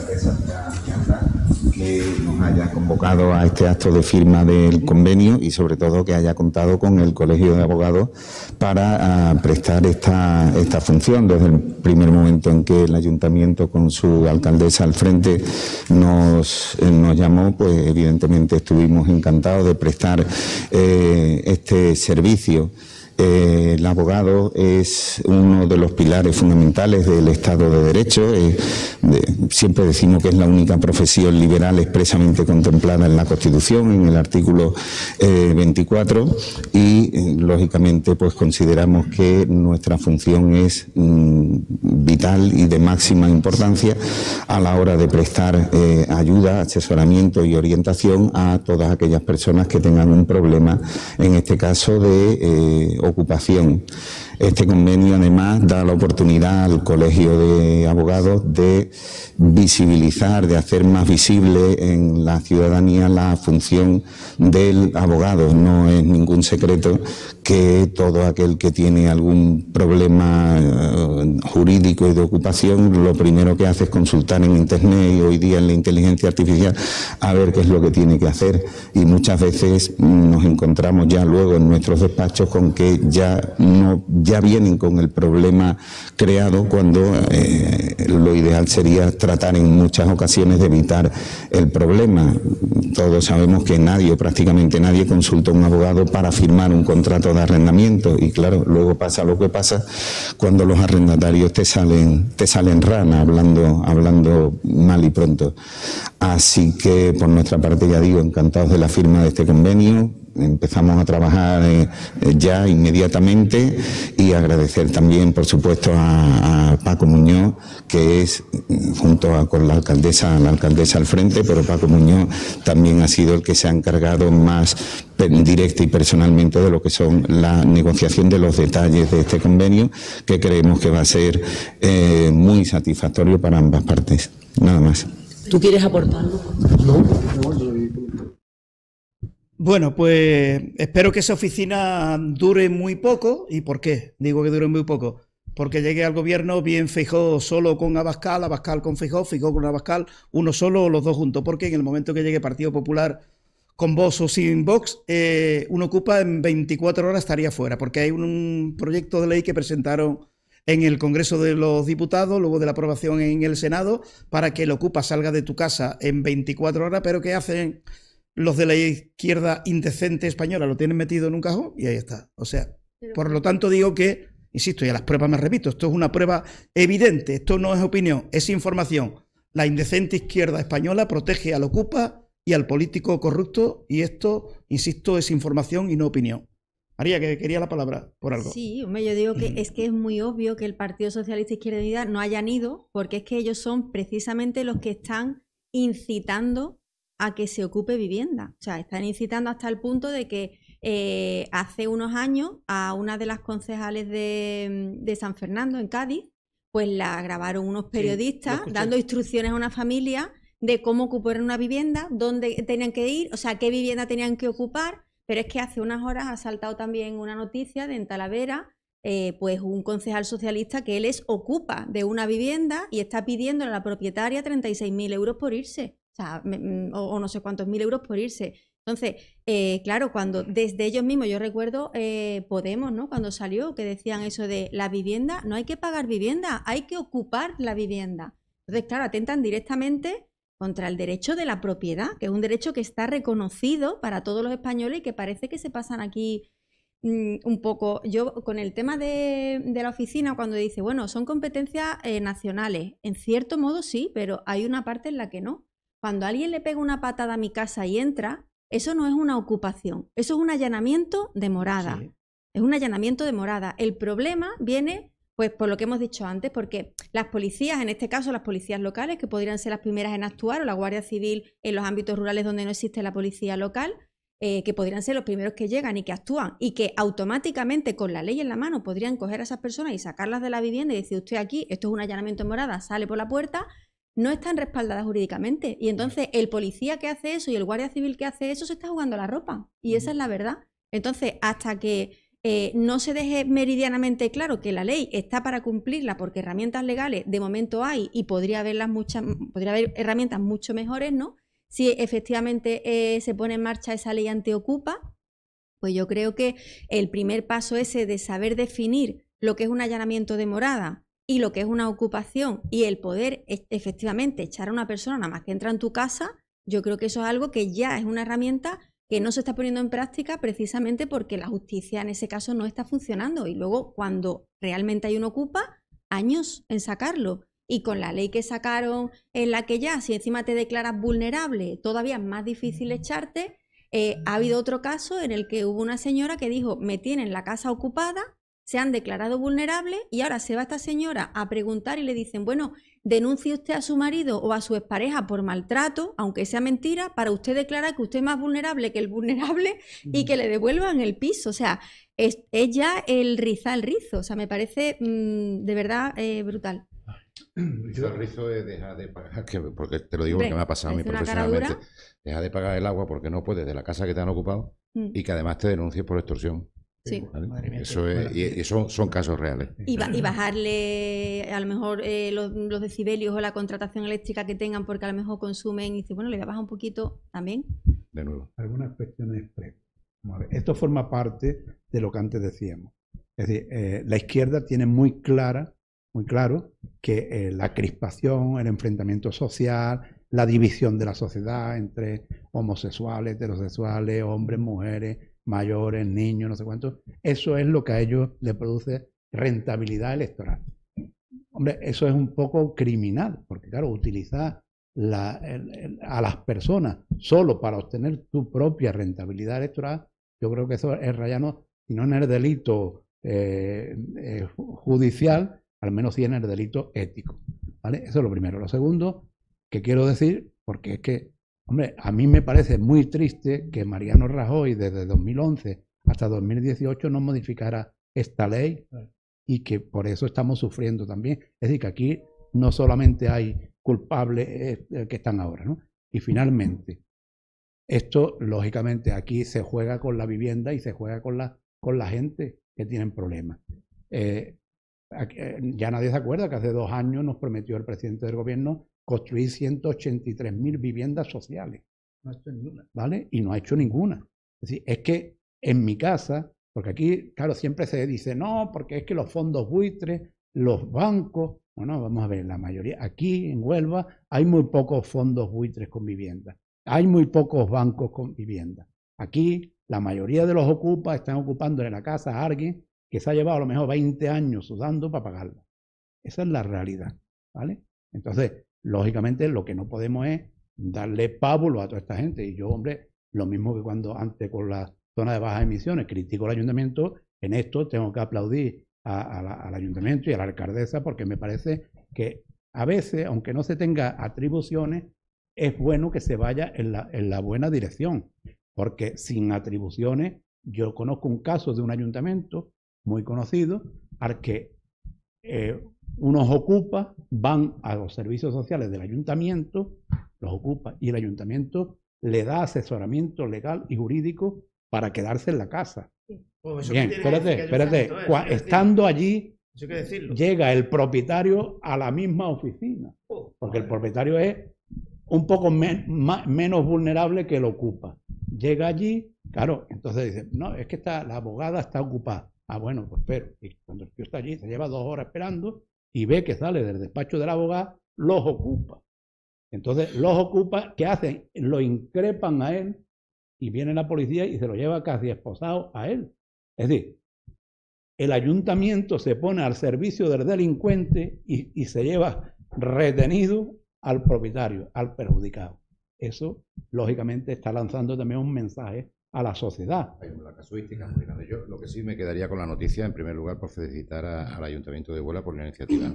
La iniciativa fue de Vox, una moción de Vox que lo haya hecho me parece muy bien. Que veo que hay que felicitar a los dos en este caso. Por supuesto. Y en segundo lugar, pues decir, porque eso sí lo conozco de primera mano, que de verdad que acudan al Colegio de Abogados de Huelva, los abogados del turno de oficio, en general todos, pero los abogados del turno de oficio en Huelva están muy bien formados, hay muy buena opinión de ellos y tienen conocimiento. Y es cierto lo que ha dicho el decano, el profesor Bernal, ¿no? Que la inteligencia artificial también está haciendo mucho daño, que se acuda en primer lugar. En España sí es cierto que es imposible que te quedes sin un abogado, También hay una mala fama muchas veces que decimos, abogado de oficio, ¿cómo será? No, normalmente no, el 99,99% son excelentes. Yo he ejercido en el turno de oficio, hay muchos, y están ejerciendo y compatibilizándolo con su bufet privado y con su despacho privado. Y es bueno acudir ahí y hacer un poquito menos de caso a todo esto. En cuanto a lo demás, la legislación está como está. Hay muchas cosas que cambiar y una cosa toca a la otra. En el fondo de todo esto, bueno, lo primero, el escándalo. Es decir, lo que tú acabas de decir ahora mismo. No puede ser que una persona mayor prefiera no alquilar una casa que puede alquilar porque sabe que va a tener un problema, o realmente que la inversión en vivienda se determine que para ti sea una segunda vivienda un problema, o la primera incluso, que se termine siendo un problema gravísimo, ¿no? Todo eso no puede ser. Quien está ganando aquí únicamente son las empresas estas que venden las alarmas con el mando a distancia. Pero es que no puede ser. Hay un problema después, que hay una falta de vivienda, puede decir, 180.000, ni 8.000, ni 800, ni ninguna. Hay un problema que ahí se tiene que atacar realmente a la sociedad. Ojo, que eso, bajo mi punto de vista, no quitará la segunda parte del problema. Hay un perfil, yo siento decirlo, de personas que no quieren tener una vida activa, y yo no sé hasta qué punto le tenemos que pagar toda su vida. ¿Verdad? Que hay que... Sí, he visto, perdona, en una noticia hace poco tiempo que han puesto, pero creo que ha sido hoy, no sé, en uno de los periódicos, que Suecia va a exigir que todos los inmigrantes hablen sueco. Lo están poniendo de fascistas para arriba. Hombre, yo no te digo que hable uno que venga aquí un castellano perfecto, pero a un pequeño esfuerzo. Pues lo mismo para las ayudas sociales. Yo no te digo porque las circunstancias vitales, personales, son variadísimas, ¿no? Pero hará un pequeño esfuerzo por integrarte, no todo gratis, ni de fuera ni de dentro. María, ni de fuera ni de dentro. Sí, pero que por ejemplo, que hablamos del tema de la inmigración, y con el tema de la inmigración, el Partido Popular cambia de opinión cada 2 días. O sea, al principio decía una cosa, sí, el Partido Popular al principio, hombre, Juanma Moreno está diciendo que tenemos un corazón en Andalucía así de ancho y que vengan todos los inmigrantes que tengan que venir, y cuando se hace el reparto de las comunidades autónomas, ¿a quién nos mandan más inmigrantes? Andalucía, porque hemos dicho que tenemos el corazón un tema para hacer un solo programa. Donde no los van a mandar es a Cataluña, que dijeron desde el primer momento, a mí 0. ¿Pero de qué estamos hablando? ¿De los legales, de los ilegales, de los regulares, de los que nos meten por la puerta de atrás? ¿O de quién? Estamos hablando de los ilegales, estábamos por ahí. Exacto, pero de los ilegales que muchos de ellos ocupan también. Estamos instalados en un ejercicio esquizofrénico de la política. Perfectamente calculado y diseñado. Se presume de paz social. ¿Cómo se puede conseguir la paz social? Pues ya lo vemos al señor Álvarez comprando los sindicatos paneguados, paz social así se consigue. Controlada. Pero hay una segunda parte, y es que ahora se empieza a diseñar, y ya se está ejerciendo, el conflicto generacional. Ahora el discurso es que los chavales van a vivir y viven peor que sus padres, con lo cual estamos generando una confrontación entre generaciones. Y además poniendo en tela de juicio el modelo de pensiones y todo esto, porque la capacidad de gestión del Estado llega bajo cero, ¿no? Porque si vemos la renta per cápita de los españoles del 2017 para acá, somos los últimos de Europa. O sea, por detrás de Grecia, de Portugal. Entonces estamos haciendo un ejercicio esquizofrénico de la política, y además hurtándole, tenga o no tenga competencia, a una función fundamental de un ayuntamiento, que es la capacidad de información a los ciudadanos para la resolución de los problemas que le afectan directamente. Y que haya una oficina de información para que cualquiera pueda ser asesorada correctamente en los pasos que tiene que dar, eso solamente tiene un nombre para que lo discuta o lo niegue. Y la evidencia aparece en Huelva, que es que lo niegan. Y es que les interesa la cronificación del problema, por lo que hemos dicho esta noche ya varias veces. Bueno, les interesa la confrontación. La madre noticia que nos acaba de llegar, desgraciadamente, ya se esperaba, pero es duro, ¿no? Ha fallecido José Enrique Sánchez, ex senador del Partido Popular en la anterior legislatura, y que estuvo muchas veces aquí en el debate. Estaba ingresado en el Vázquez Díaz, y descanse en paz. Un abrazo para toda la familia. Sí, 43 años. 43 años. La verdad es que me deja un poco descolgado, porque cuando se diagnosticó yo él tenía un problema de mi especialidad y hablé mucho con él y traté de aclararle muchas dudas, y la verdad es que ha tenido muy mala suerte porque la evolución de su proceso ha sido mucho más agresiva de lo que habitualmente suele ser. Y ya, como recuerdo, digamos, vamos a decir, de confianza. Él era muy cofrade, estaba muy metido en el mundo cofrade. Y yo le decía, José Enrique, acabas de demostrar cuando lo eligieron senador que en la diócesis de Huelva es más fácil ser senador que hermano mayor de una hermandad, porque se presentó 2 o 3 veces hermano mayor y nunca lo eligieron, y la única y primera vez que se presentó al Senado resultó elegido. Era sobre todo, y no entra dentro de los convencionalismos de los momentos, era sobre todo una excelente persona. Venía mucho aquí al debate. Bueno, pues coincidió contigo la legislatura, ¿no? Si no me equivoco, en el Senado, ¿no? Sí. Bueno, pues descanse en paz Enrique Sánchez, que fue senador por el Partido Popular y muy cofrade. La última vez que le vi fue en La Magna. En La Magna ya estaba, se le notaba, pobre. Yo hace 2 o 3 días que hablé con mis compañeros que lo llevaban y ya me dijeron que, bueno, se sabía por el pronóstico, ¿no? Y la evolución que había tenido el proceso, que el final estaba cercano, pero hace 48 horas ya me lo anunciaron. Bueno, vamos con otro Luis, será el último. Nos quedamos sin tiempo, son tantas cosas las que hay. Perdona un segundo, aunque estemos en una tertulia política, pero es que me acabo de acordar a él como cofrade, y aparte de cofrade, que era un católico practicante, creyente y convencido. Había una, y lo digo como dedicatoria personal, una frase de San Agustín que yo he utilizado alguna vez con enfermos míos, y que decía que sobre el mármol de la tumba las flores se marchitan, las lágrimas se evaporan, pero las oraciones siempre llegan a Dios. Yo la mejor dedicatoria que puedo hacerle es esta, precisamente. Perfecto, Nuno. Tú que has visto tanta gente por tu profesión, has visto tanta gente morir también, tantísima gente, y niños sobre todo. Siempre he pensado que qué duro debe ser para un médico que se le vaya un niño de las manos y que no pueda hacer nada, ¿no? Y debe ser tremendamente duro, ¿no? Llevarse a casa esa angustia, no todos los días, pero sí muy de vez en cuando. Vamos a ver ahora, ya para el último vídeo que tenemos, el reconocimiento de un empleado de Ferraz, del PSOE, que sí, efectivamente, que pagaban bastante y en sobre. Esto lo negó en el juzgado. Un mes antes había una denuncia que el Partido Socialista había puesto sobre los compañeros de Diogetip, un periódico digital, porque ellos publicaron en su día que el PSOE es cierto que pagaba en metálico y que daba sobres en metálico a miembros del partido.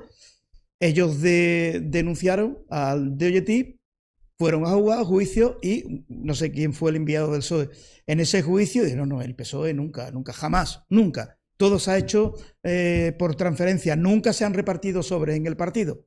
Cuando ahora sí vamos a escuchar unas declaraciones de un administrativo del Partido Socialista reconociendo que sí, que evidentemente que eso era práctica habitual de pagar en sobre con dinero. Vamos con ese vídeo para ir finalizando, Johnny. Cuando los pagos se habían realizado y había que reintegrárselos al señor Ábalos, ¿cómo se hacía? ¿Por transferencia bancaria? Sí.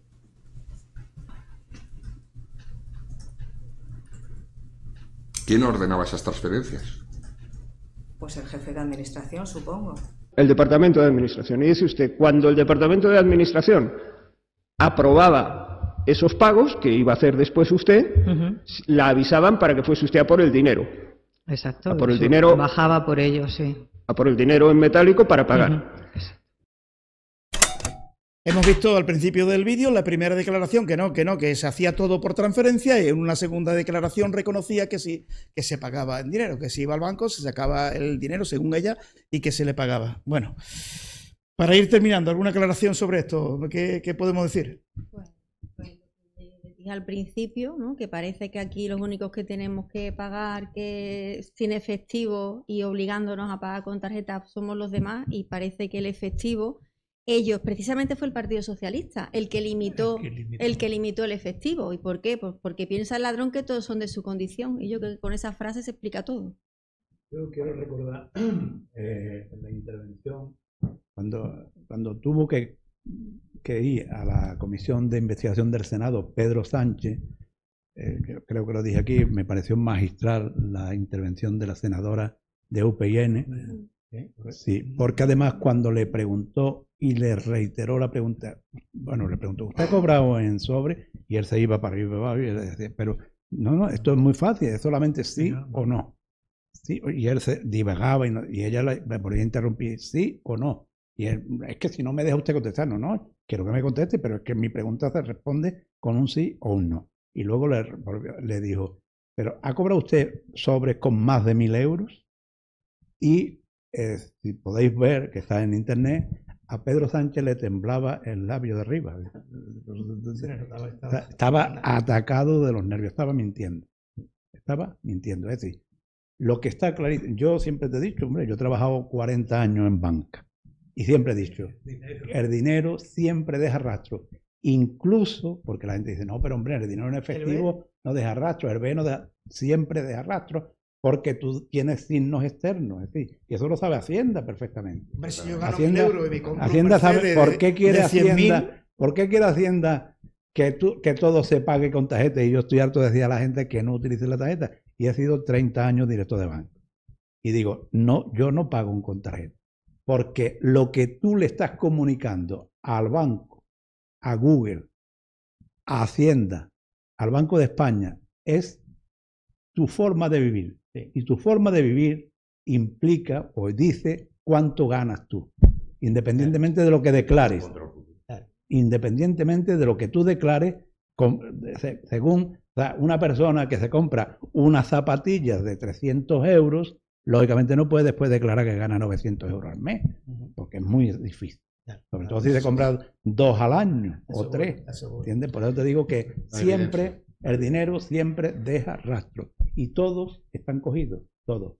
Toda la ejecutiva o sea, esa gente han utilizado al partido para blanquear su propio dinero o parte de su propio dinero. Otra parte, ¿tú te acuerdas? Yo dije aquí que vayan a Colombia, a Panamá, a Luxemburgo, dije a Guinea, dije 5 o 6 países donde lógicamente ellos van allí porque el sistema bancario que tiene es mucho más opaco que el que hay en Europa.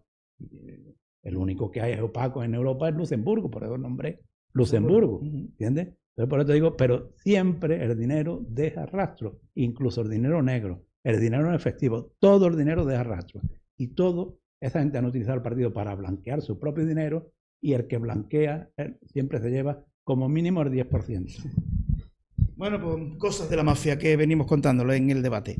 Bueno, Mario, para ir despidiendo, ¿que ¿quieres aportar alguna cosita más? Se nos ha quedado cosas. ¿Tú quieres esperar de la policía? ¿Querías tú comentar algo? ¿Qué dicen los compañeros de la policía y de Marlaska? No, pues lo hemos comentado un poco por encima antes, ¿no? Pues la situación en la que se encuentran ahora mismo las fuerzas y cuerpos de seguridad del Estado, porque realmente lo hemos visto en Huelva incluso. Hace poco han asesinado a un guardia portugués en la desembocadura del Guadiana. Hace un año también vimos lo que pasó en Barbate con los 2 agentes y estamos viendo constantemente pues ataques y ataques que son intentos de asesinato a la Guardia Civil y a la policía. En Isla Mayor, ahí en Sevilla también, han intentado asesinar a 3 policías, a uno lo han dejado gravemente herido, a los otros 2 también heridos y además iban a por ellos con AK-47, que son sus fusiles de guerra, contra un chaleco que llevan ellos que traspasa y encima caducado, que ahora efectivamente ha saltado la noticia porque los chalecos que están llevando muchos de los guardias civiles y policías nacionales llevan 4 años caducados. Sin embargo, a Marruecos pues les han concedido no sé cuántos millones para que ellos vuelvan para que ellos compren chalecos nuevos y para que tengan armamento nuevo. Entonces, bueno, hay una indefensión total por parte de las fuerzas y cuerpos de seguridad del Estado. Hay un intento de criminalización también, como hemos dicho antes, por parte de este gobierno hacia estas fuerzas y cuerpos de seguridad del Estado. Y hay un intento de desmantelamiento, ¿no? Ya están desmantelando, o sea, empezaron a desmantelar la Oconsur, que quedó totalmente desmantelada justo después de un viaje a Marruecos. Y la OCONSUR era precisamente la unidad que tenían para combatir la entrada del narcotráfico de Marruecos. Entonces, no sabemos muy bien qué le debe este gobierno a Marruecos, pero lo cierto es que cada vez hay más inseguridad.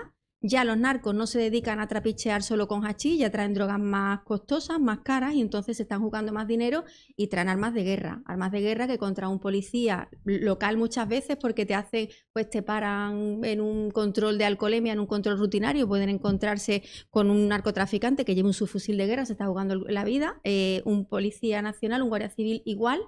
Y por parte de este gobierno lo que están haciendo es desmantelar absolutamente todo. Estamos viendo como también hay un informe de la Unión Europea que es bastante revelador, en el que lo primero que han dicho es que Marlaska ha obstaculizado la investigación del asesinato de los 2 guardias civiles de Barbate, que es gravísimo. No solo lo ha obstaculizado, sino que además ha habido varias votaciones en la Unión Europea, una para que fuera eurodelito el atentar y el intentar asesinar a un policía o a un guardia civil. El Partido Socialista ha votado en contra de que eso fuera un delito, un eurodelito. También están intentando obligar a España a que reconozca como profesión de riesgo a un policía y a un guardia civil, porque un artista es una profesión de riesgo, o sea, que mal uso sobre un escenario es un riesgo, pero que un guardia civil vaya a enfrentarse con gente de esta calaña, pues al parecer no es una profesión de riesgo. Aquí voy a decir una cosa, aquí había mayoría absoluta de Partido Popular y de Partido Socialista, ninguno de los 2 partidos lo ha hecho, pero es que los funcionarios de prisiones no son agentes de seguridad, o sea, tampoco están reconocidos. Y otra de las cosas que están pidiendo de la Unión Europea es reponer la OCONSUR, porque cuando la OCONSUR estaba en funcionamiento, pues había muchísima menos droga que entraba por las costas del Golfo de Cádiz. Y aquí estamos viendo en Huelva, y ya aterrizamos, por ejemplo, en nuestra provincia, como hay muchísimos chavales ahora, o familias incluso, que se están dedicando al petaqueo. ¿El petaqueo de qué? De gasolina, o sea, que son los que le llevan el combustible a la lancha, y en función de si la dejan en una guardería o si se la acercan a la lancha, pues le pagan por cada garrafa 1.000 y pico, 3.000 euros, una barbaridad, ¿sabes? O sea, entonces yo creo que hace falta mano dura con el tema del tráfico de drogas, pero sobre todo lo que hace falta es dotar a nuestras policías y a nuestras guardias civiles de armas suficientes, de chalecos que realmente estén acondicionados, que no estén caducados, pero que estén acondicionados para que si en un momento determinado pues se le cruza una bala de este tipo, pues pueda soportarlo, que no son los que llevan ahora, y por supuesto pues el reconocimiento como profesión de riesgo y bueno, y que pongan... ¿Veis cómo digo que la izquierda indecente es una izquierda que protege al delincuente, al vago, al maleante, ya incluso al traficante, por lo que acaba de decir María? La izquierda indecente considera que no es una profesión de riesgo ser Policía Nacional y Guardia Civil. Más pruebas que os voy dando cada semana de por qué la indecencia de la izquierda española. Mario, ¿qué balance hace del congreso que tuviste en Sevilla este fin de semana? O sea, muy bien, lo digo de verdad. Estuvo muy bien organizado en primer lugar. En segundo lugar, pues muy completo. Una enorme diversidad a lo largo de los 2 días y pico, casi 3. Tuvimos las distintas reuniones sectoriales y bueno, en el fondo lo que era también importante era el núcleo de la cuestión, que habláramos, que dialogáramos, que nos dotáramos de herramientas y sobre todo pues el culmen final, que Juanma Moreno se haría revalidado con una aplastante mayoría. 99,95. 99,95, y que lo que falta es simplemente porque había compromisarios que no pudieron acudir. Es decir, no se han dado prácticamente votos nulos. Entonces esa pequeña diferencia, esos decimales son de gente que somos muchísimos, somos miles, y no todo el mundo puede siempre acudir al día de las votaciones al Congreso. En general, no es que hubiera buen ambiente, es que hubo muchas explicaciones importantes. Estamos en un momento delicado y complicado en la política española. La política yo diría que todo el mundo, ¿no? Pero lo que nos importa más, la española y la andaluza, es difícil porque a lo largo de la hora y pico que llevamos hablando, lo que se ve continuamente es que hay que explicarle al ciudadano. Yo creo que la didáctica aquí, la educación es lo fundamental. A mí me cuesta mucho trabajo creer, Paco, y al resto lo digo también, que una persona simplemente porque sea de izquierdas tenga mal corazón y tenga mal fondo. Es decir, que alguien, por ejemplo, lo que acaba de decir María, que suscribo al 100%, ¿no? Que alguien apoye que un miembro y fuerza de seguridad del Estado que nos está defendiendo a nosotros, va a defender a él, no esté bien dotado, no tenga las armas correspondientes. Lo demás, las calles que no tienen nombre, como tantas otras cosas. Entonces el Congreso, el balance fue muy positivo. Me imagino que si le preguntas a cualquiera te diría lo mismo, pero yo te lo digo con argumentos, no solamente por todo lo que se hizo, sino también por todo lo que se debatió. Más Pilar Miranda tuvo un papel también bastante angular dentro de la organización del Congreso. Y bien, ahí vamos, con toda... Yo me quedo con eso, de tanto que podíamos estar aquí hablando, y lo digo también para nosotros. Didáctica, explicación. A ver si encontramos esa fórmula de saber de verdad decirle a la gente las cosas. Yo es que iba a decir antes, no sé, que estábamos hablando varios a la vez, meteros, por gusto se puede hacer en las redes sociales del PSOE cuando sale una noticia muy mala. Encuentra gente inmediatamente que lo está defendiendo. Yo no lo entiendo. O sea, yo no tengo esas seguridades. Yo no pongo la mano en el fuego por nadie, ¿no? Lo pongo por muy pocas cosas y muy contadas. Quiero decir que si algo ocurre en mi partido, yo no es que vaya a dudar inmediatamente, pero tampoco voy a afirmar inmediatamente. Y mucho menos si está habiendo prueba tras prueba tras prueba. Y en conjunto de las noticias de hoy de la reunión, mentira sobre mentira. La mentira se ha generalizado, la mentira se perdona. Estamos viendo casos de flagrantes delitos, no ya digo los otros, los que hemos tratado, sino de mentir en sede parlamentaria es un delito. Pues se miente perfectamente, pero vamos, con el jefe que tenemos, pues, como para no tener buen ejemplo, ¿no? Está dando un manual. Dentro de las redes sociales que hay muchas máquinas, ¿eh? Yo me llevo bloqueando todo el día gente que muchos son máquinas, ¿eh? Pues sí, puede ser. O sea que, fíjate bien, bueno, vos que sean vos, ¿no?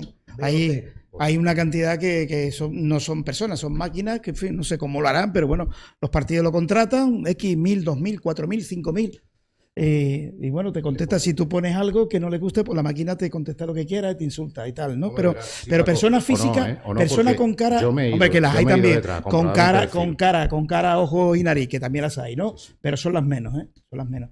Yo observo que cada vez de las cosas que yo publico relacionadas con la mafia socialista, pues yo diría que es un 0,5% que me contestan negativamente a lo que yo publico, ¿eh? Pero hablo de un 0,5%, cada vez menos. Yo creo que ya la gente, por muy hooligan del PSOE, con todo lo que está viendo, yo creo que llegará un momento en que reflexionará y dirá, yo no puedo apoyar a esta mafia.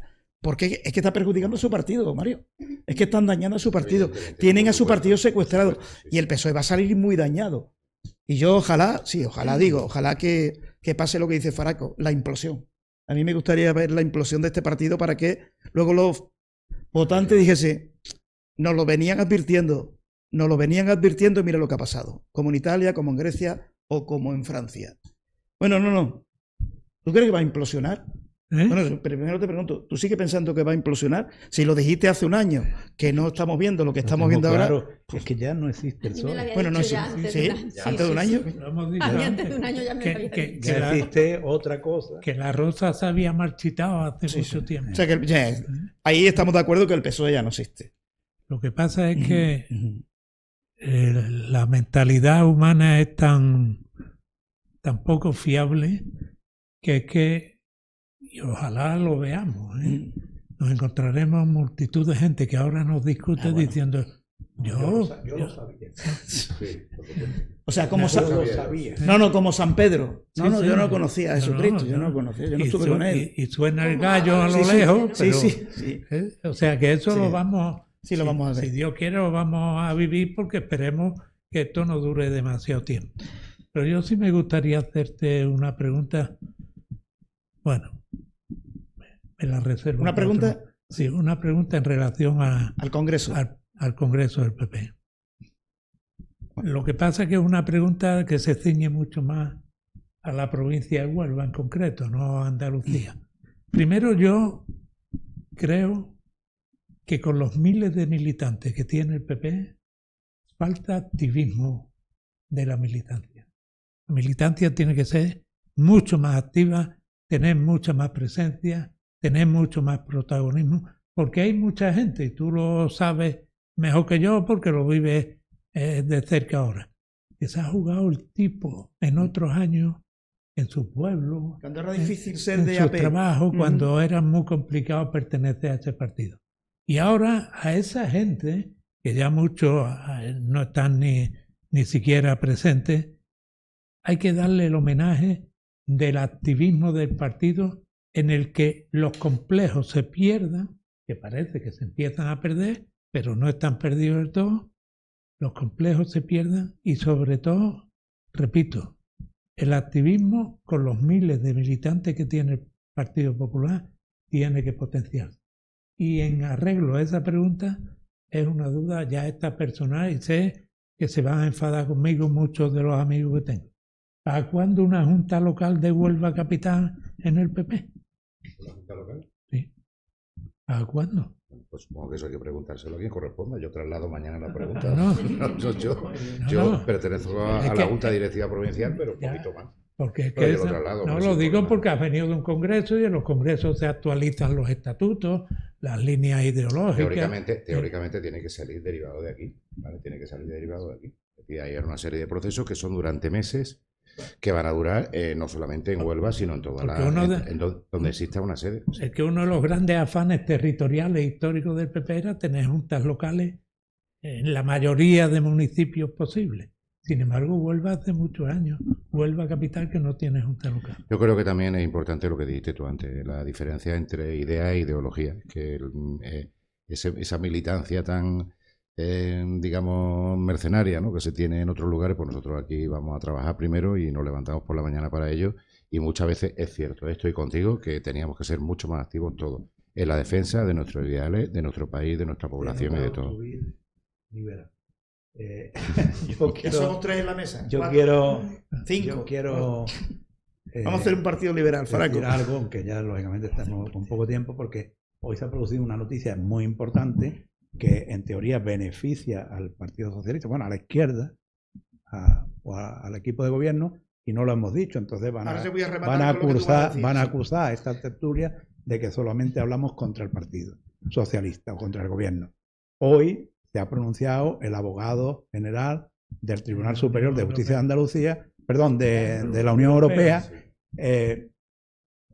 muy favorablemente, aunque no absolutamente favorable, a la ley de amnistía que aprobó el Congreso de los Diputados español.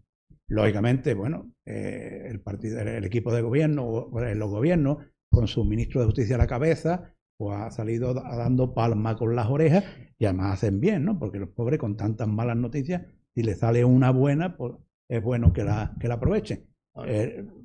Parece que ya se les ha olvidado que el 10 de junio la Comisión Europea hizo un informe que era devastador contra la ley de amnistía. Y en ese afán didáctico hay que decirle a la gente que el abogado general del tribunal es una figura que no existe en España, que es heredada de la Francia prerrevolucionaria, anterior a la Revolución Francesa. Existe esa figura, ¿vale? Entonces, existen 10 abogados generales en el Tribunal Superior de Justicia de la Unión Europea. Su informe es preceptivo, pero no es vinculante. El 66% de las veces la sentencia definitiva coincide con el informe que elabora el abogado general, pero hay un 33% de ocasiones en que no coincide. Es decir, lo digo para que se moderen. Sí, pero tampoco he leído la sentencia, yo no la he leído, por eso no me... No, la sentencia no. Es el informe. Es el informe, perdón, que no lo hemos leído yo. No, el informe yo sí lo he leído. Vamos, no lo he leído entero, pero he leído el extracto. El informe dice que nada está contra la legislación europea, pero sí hay una cosa que es muy importante, que no respeta la igualdad de los ciudadanos ante la ley. Con lo cual, por eso te digo que no den palma, porque esa falta o esa carencia que tiene la ley, yo creo que es básica en un Estado de Derecho. Y algo muy curioso, que dice que no hay malversación porque no hay daño para los fondos europeos. Claro, porque esa es la piedra angular. Este caballero que firma este informe es el de la doctrina Parot, que hizo el informe, gracias al cual, no podemos caer en lo que hace la izquierda, es decir, desacreditar a la persona dependiendo de... pero que hay que también ver los antecedentes que tiene. Bueno, exacto. Ya termino. Lo que acaba de decir Faraco, otra prueba más de la indecencia de la izquierda española. ¿Están contentos? ¿Por qué? Porque igual es legal, según este abogado tras el informe, borrar todo el historial delictivo de políticos corruptos, malversadores, golpistas, terroristas de la Cale Borroca. Están contentos en el PSOE y en Izquierda Unida y en Podemos porque se pueden eliminar todo el historial delictivo de estos delincuentes. es para estar contento, de verdad. ¿A usted le gustaría, firmaría votar todo el historial delictivo de estos delincuentes? Bueno, pues contento porque los delincuentes quedan absueltos, entre comillas. Si me permite una postilla, que no estén contentos porque lo único que ha mantenido atado a Puigdemont, a este gobierno, era esto. Que en el momento que Puigdemont vea que ya lo suyo está solucionado, lógicamente Puigdemont coincide con Bildu y con el PSOE y con Sumar lo mismo que tú. Exactamente lo mismo que tú. Por lo tanto, se van a sentir liberados y, lógicamente, quien más contento puede estar indirectamente puede ser Feijóo. Bueno, por lo dicho, don Marcelo, María, gracias por venir. Contamos contigo, ¿no? Ahora con el martes, el jueves volvemos, ¿no? A ver qué nos encontramos. A ver si... Y la sentencia del fiscal será para enero, dicen por ahí. Vamos a ver. A ver qué se apura. No, gracias por venir. ¿Quieres alguna cosa más? Por invitarme, y seguro que habrá algún voto particular que le dé argumentos para discutir al gobierno. Bueno, gracias, Mario. ¿Te vas para Calaña, ¿no? De vuelta para Calaña. Sí, voy para casa ya. Perfecto. Y gracias también a Johnny, que se encargó de la asistencia técnica el jueves más.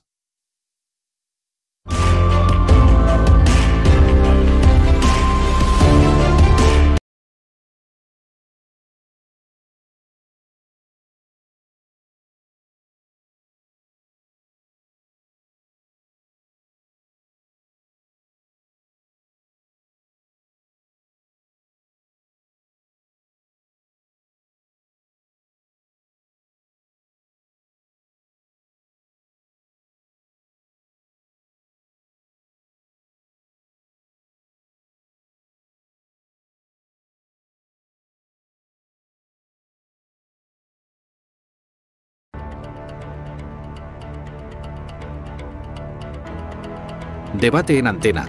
Toda la actualidad política analizada desde voces acreditadas. Jueves a las 8 de la tarde en Antena Huelva Radio. Viernes a las 10 de la noche en Canal Luz Televisión. Dirige y presenta Paco Morán. Luchamos contra la corrupción. Defendemos la democracia, los valores y el Estado de Derecho. Grupo Antena Huelva.